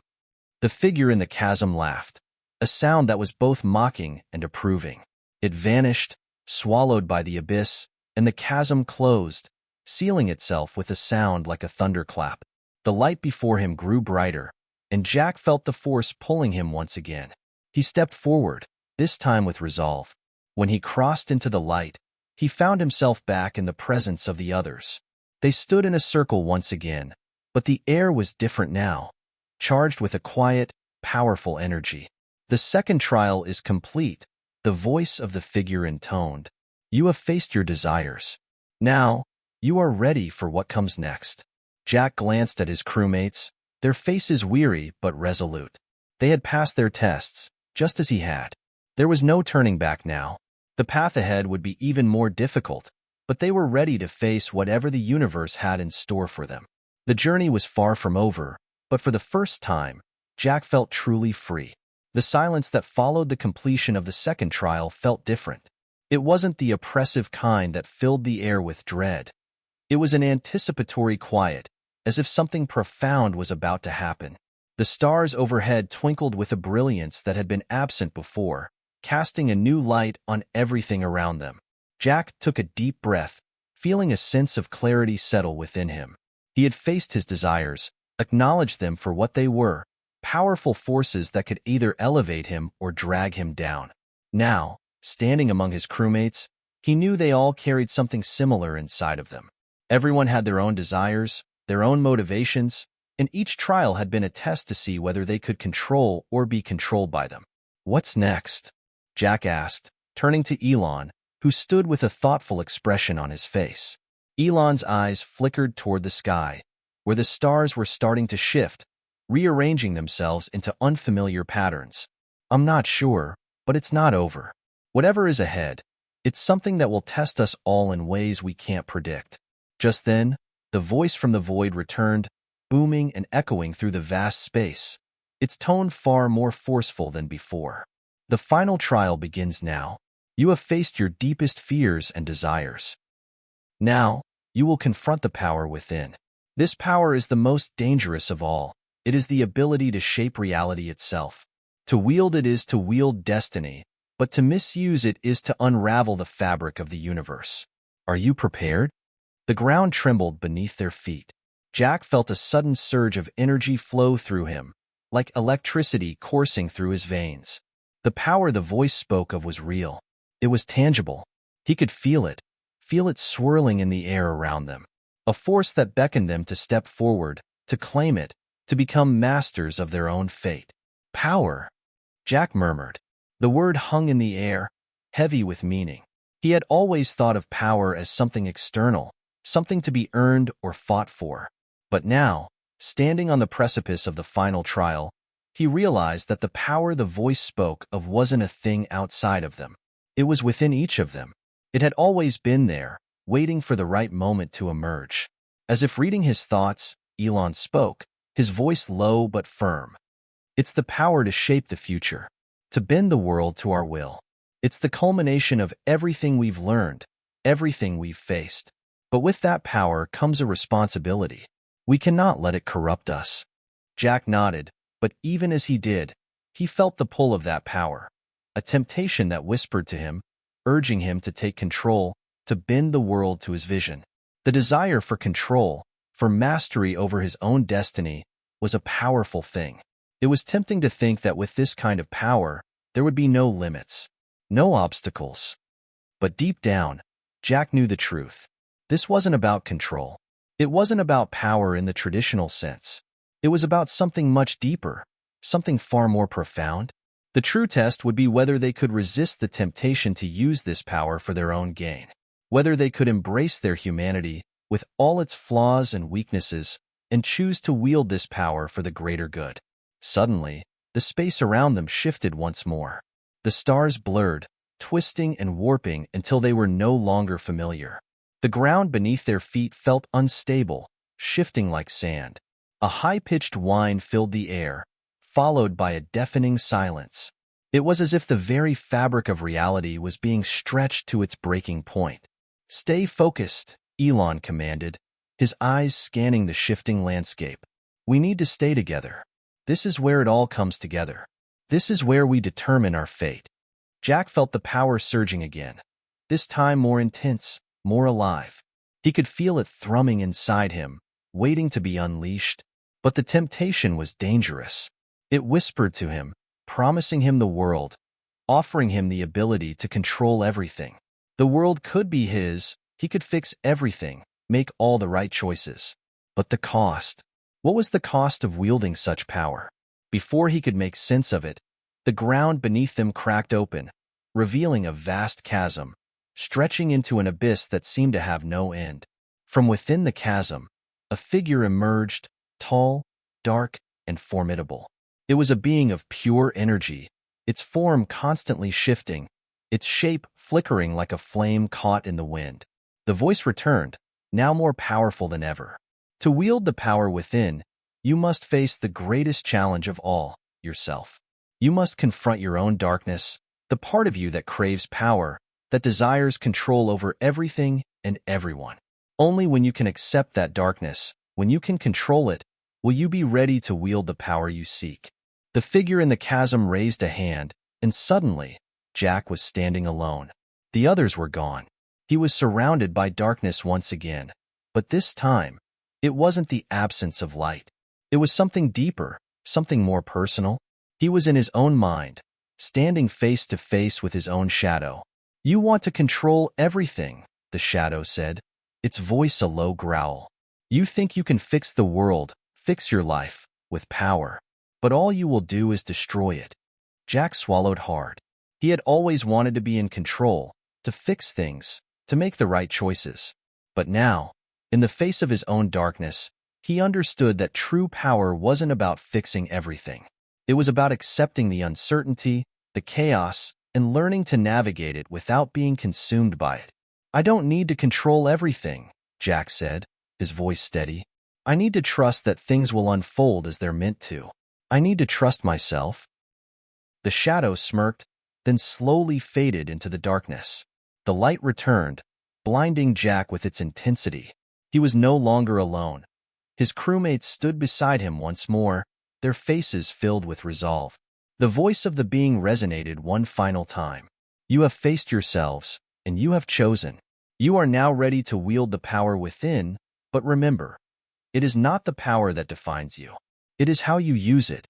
With those words, the ground stabilized, the stars returned to their proper place, and the void that had surrounded them dissipated. The final trial had been completed. Jack looked at his crewmates, his heart pounding with anticipation and newfound understanding. They had passed the test, not by conquering the power, but by understanding it and choosing to wield it with wisdom. The journey was not over.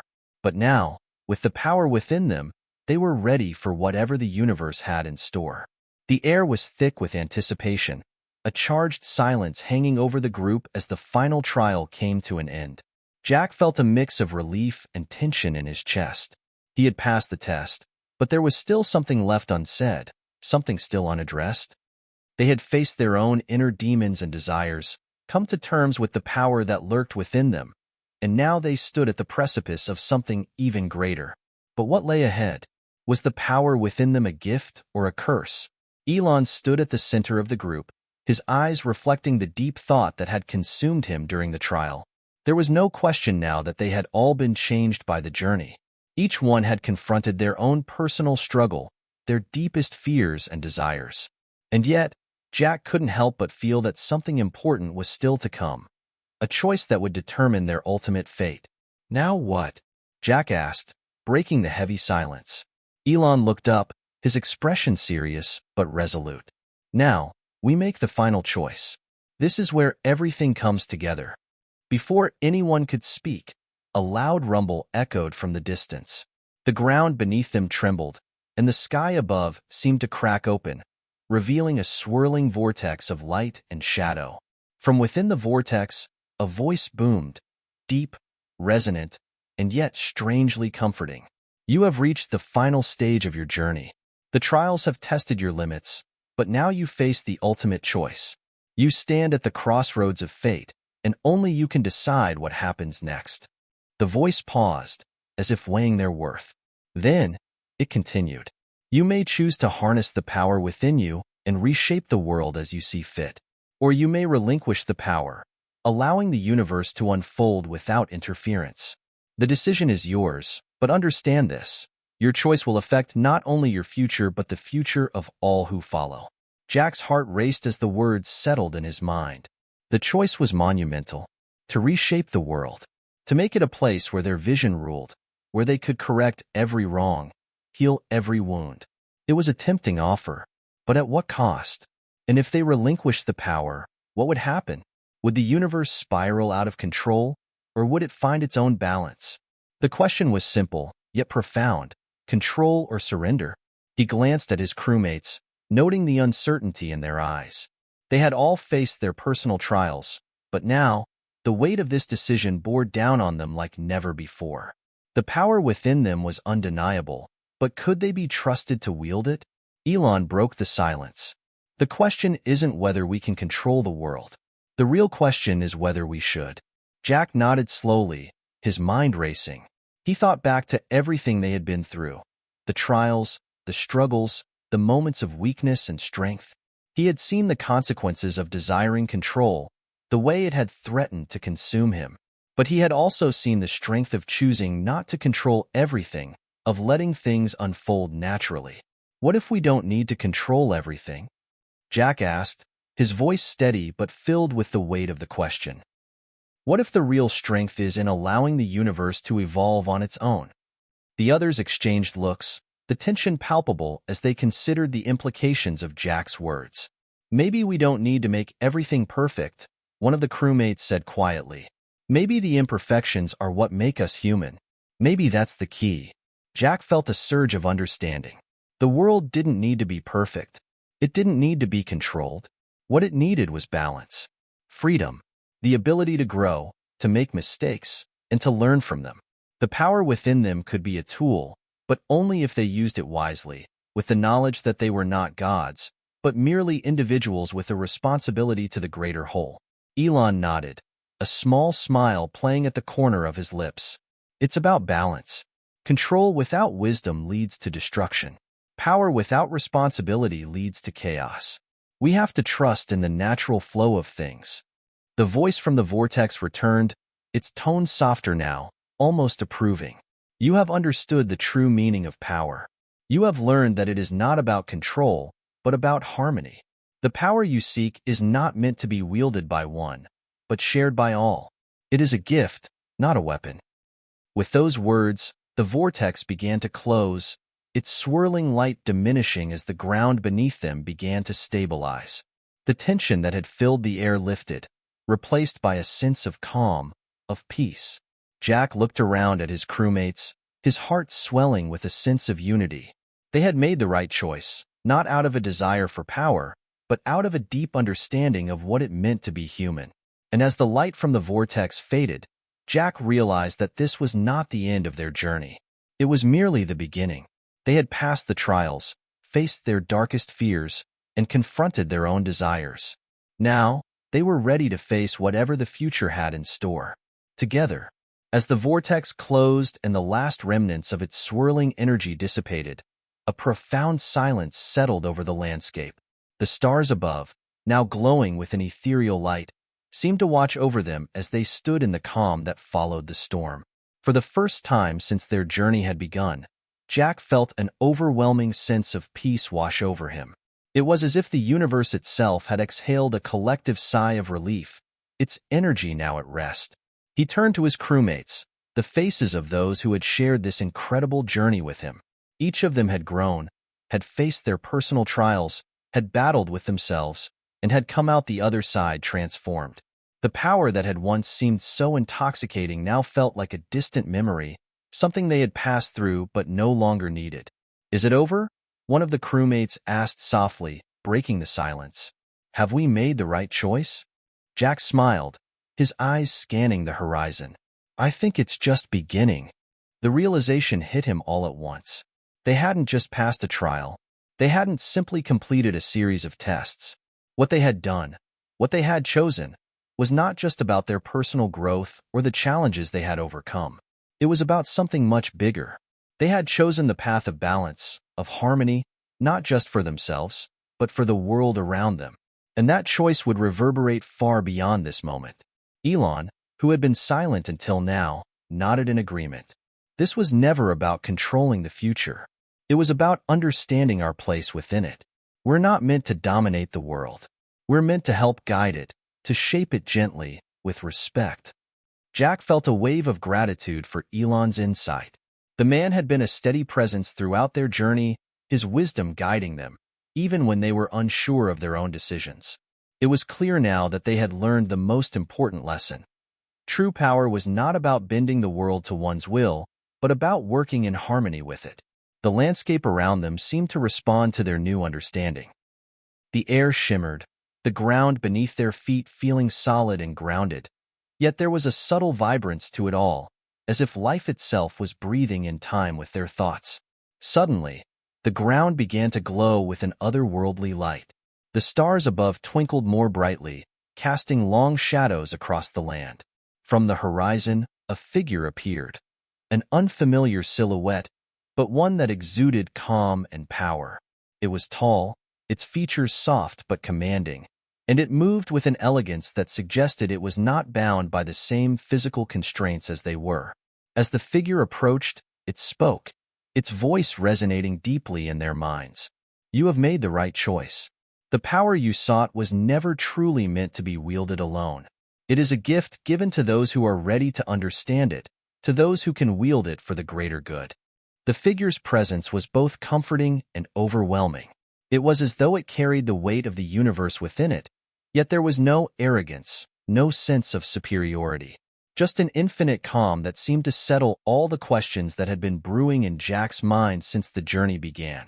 The world you seek to shape is already on its path, but it is in constant need of guidance. You will go forward now, not as rulers, but as caretakers. Your role is to protect, to nurture, to help steer the course of events toward balance. Jack could feel the weight of the figure's words settling over him. A caretaker. That was their true role. Not to bend the world to their will, but to nurture it, to protect it from the forces that sought to tear it apart. It was a humbling realization, but one that filled him with a deep sense of purpose. The figure extended a hand, its movements graceful, inviting them closer. Your journey has not ended, only transformed. The power you have unlocked will guide you, but it is not the end. The world you return to is full of possibilities, but it is also full of challenges. You are ready now to face those challenges with wisdom. Jack stepped forward, feeling the pull of the figure's presence.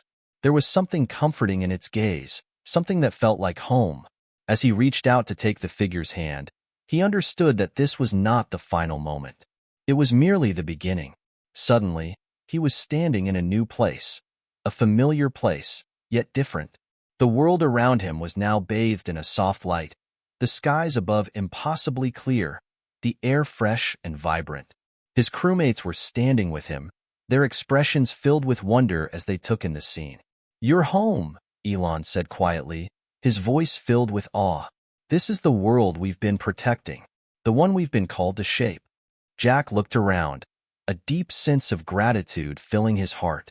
The journey had been long, filled with trials and doubts, but it had led them here, to this moment, to this understanding. And as the figure's presence faded into the ether, leaving only its words behind, Jack knew that their true mission had just begun. They would not shape the world through power or control. They would shape it through care, through balance, through their willingness to stand guard over the fragile beauty of the universe. This was their purpose. And as they looked toward the horizon, Jack knew that they would face whatever came next together, stronger, wiser, and more connected than ever before. The world had changed. Or perhaps it was they who had changed. Jack stood at the edge of a familiar street, staring at the hustle and bustle of the everyday world. Cars honked, people rushed to and fro, and the noise of a typical city filled the air. For all the grandeur of the trials they had faced, all the revelations about the universe and their place within it, this was their reality now. The ordinary world. But Jack wasn't sure if it was really ordinary anymore. His senses were sharper, his mind clearer. The everyday chaos of life seemed to pulse with deeper meaning now. Every conversation, every gesture, even the smallest interactions felt like part of a greater, intricate design. A network of people, places, and moments that were interconnected, delicate, yet vibrant with possibility. The others stood beside him, their expressions a mixture of awe and disbelief.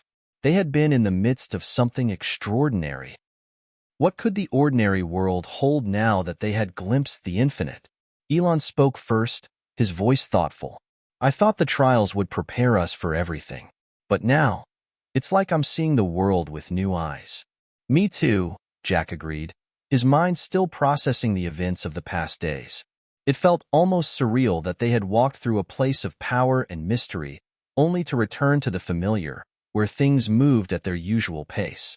Yet, they knew something profound had shifted within them. They were no longer just ordinary people. The voice of the mysterious figure echoed in Jack's mind, reminding him of their true role. Caretakers, guides, protectors. And now that they had returned to this world, the responsibility was clear. But what did it mean for them, practically? How would they begin to shape the world with the power they now possessed? It's overwhelming, one of the crewmates admitted, her voice filled with wonder and uncertainty. We've learned so much, but how do we use all this? How do we make a difference without drawing attention, without disrupting the balance? Jack finished for her. That's the challenge, isn't it? The others nodded. They had learned that power, unchecked and unrestrained, led to chaos. But now that they had learned the true nature of their power, how could they integrate it into the world without causing harm? Maybe it's about starting small, Elon suggested. One step at a time. We don't need to change everything overnight.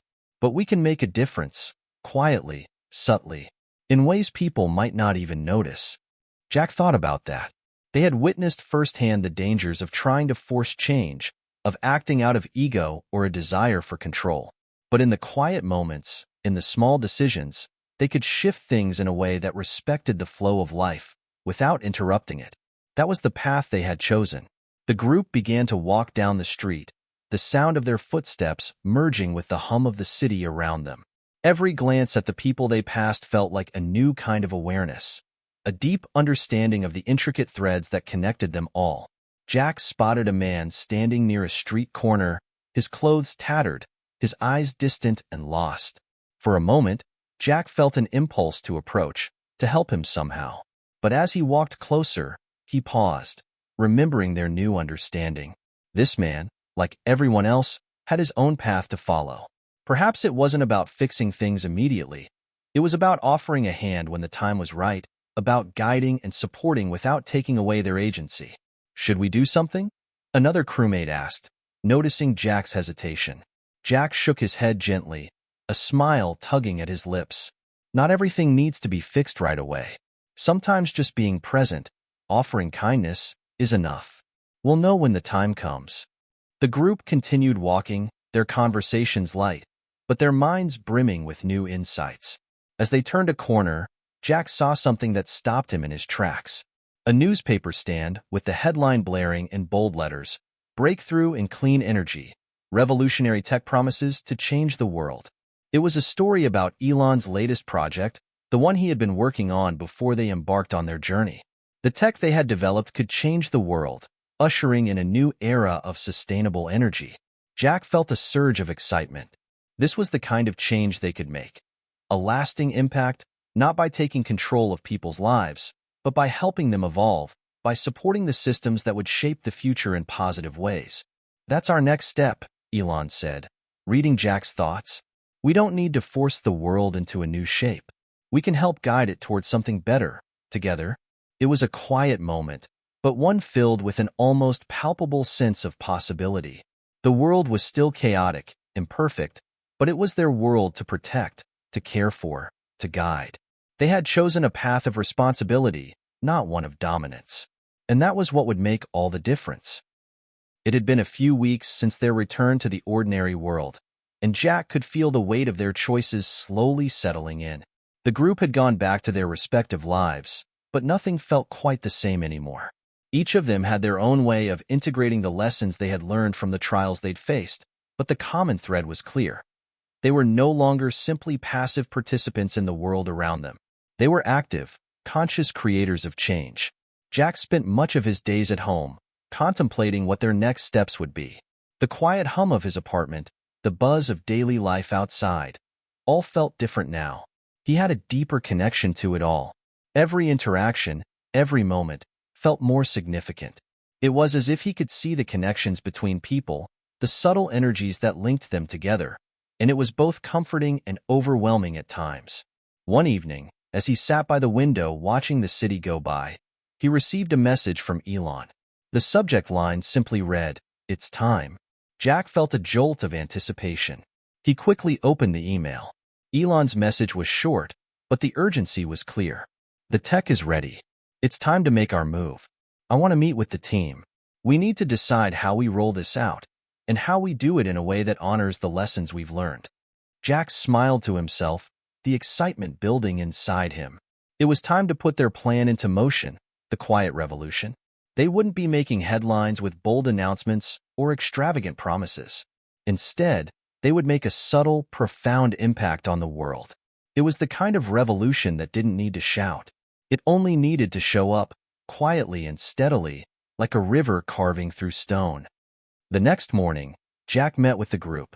They gathered in a small, private meeting room, a space that felt far removed from the chaos of the world outside. Elon was already there, his usual confidence tempered with a calmness that seemed to emanate from him. "We've been working on this energy tech for years," Elon began, his voice steady but with an edge of excitement. "But now, it's about how we use it, how we introduce it to the world.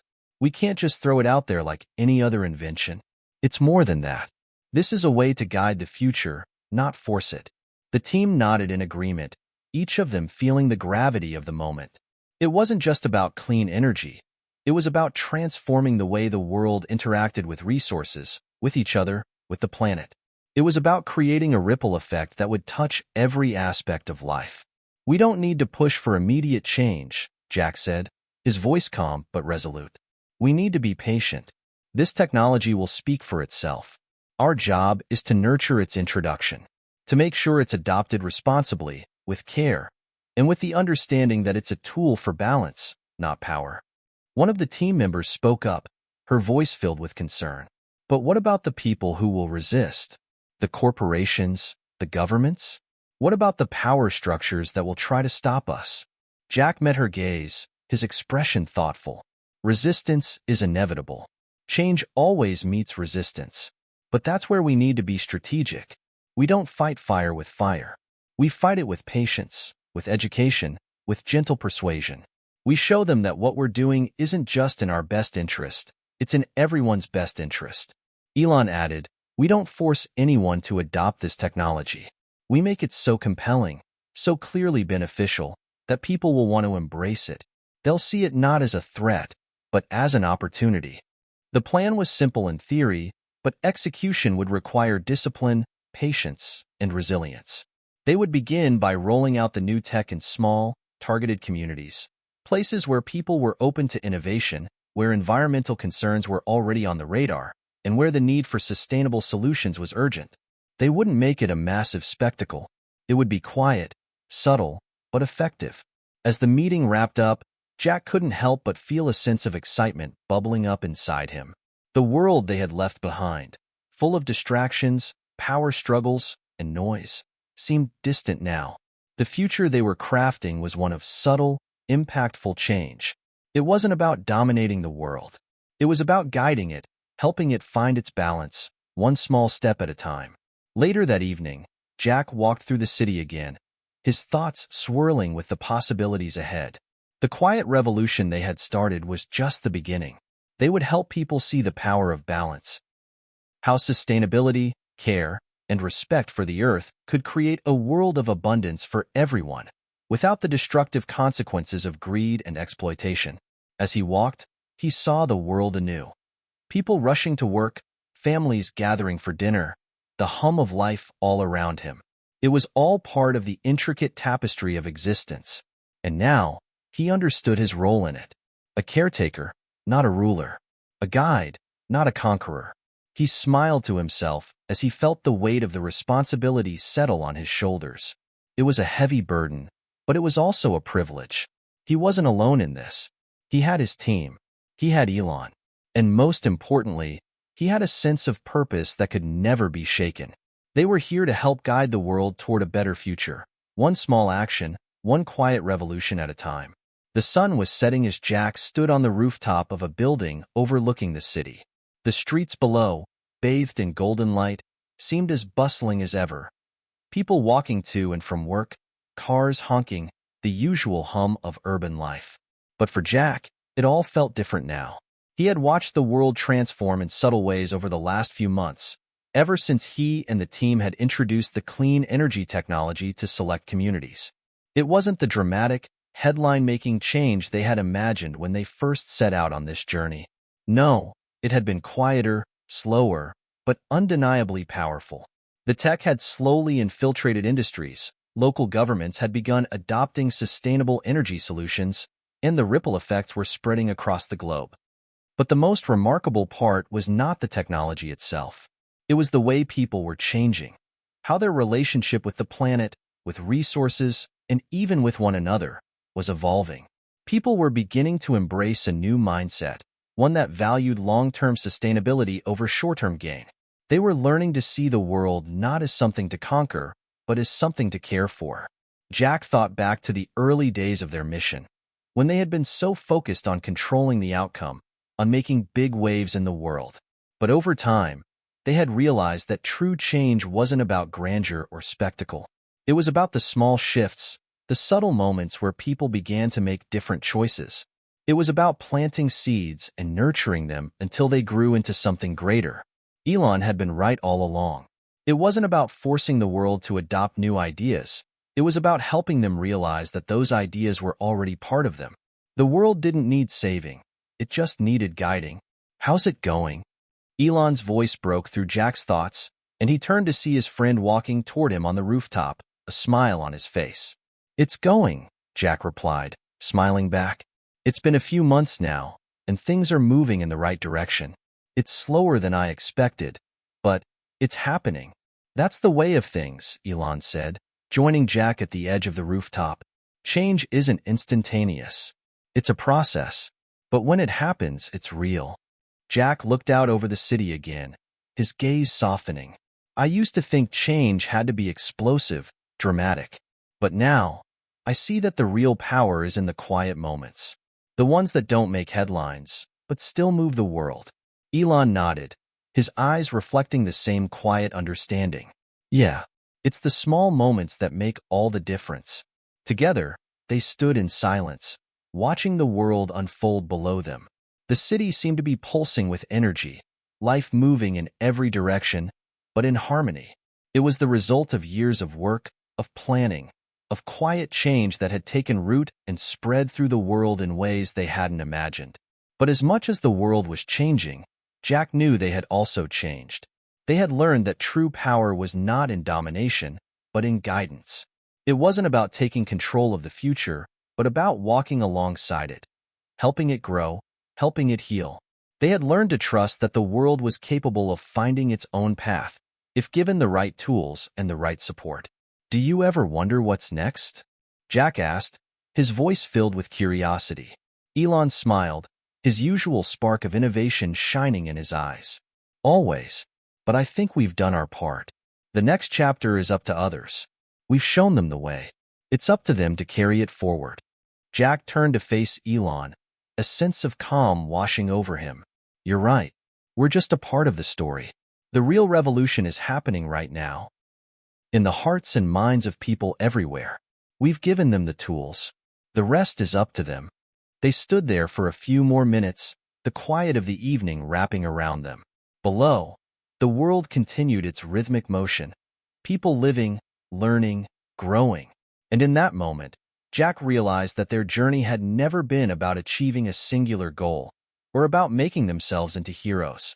It had been about something far greater, planting the seeds of a quiet revolution and trusting that those seeds would grow into something that would change the world, one person at a time.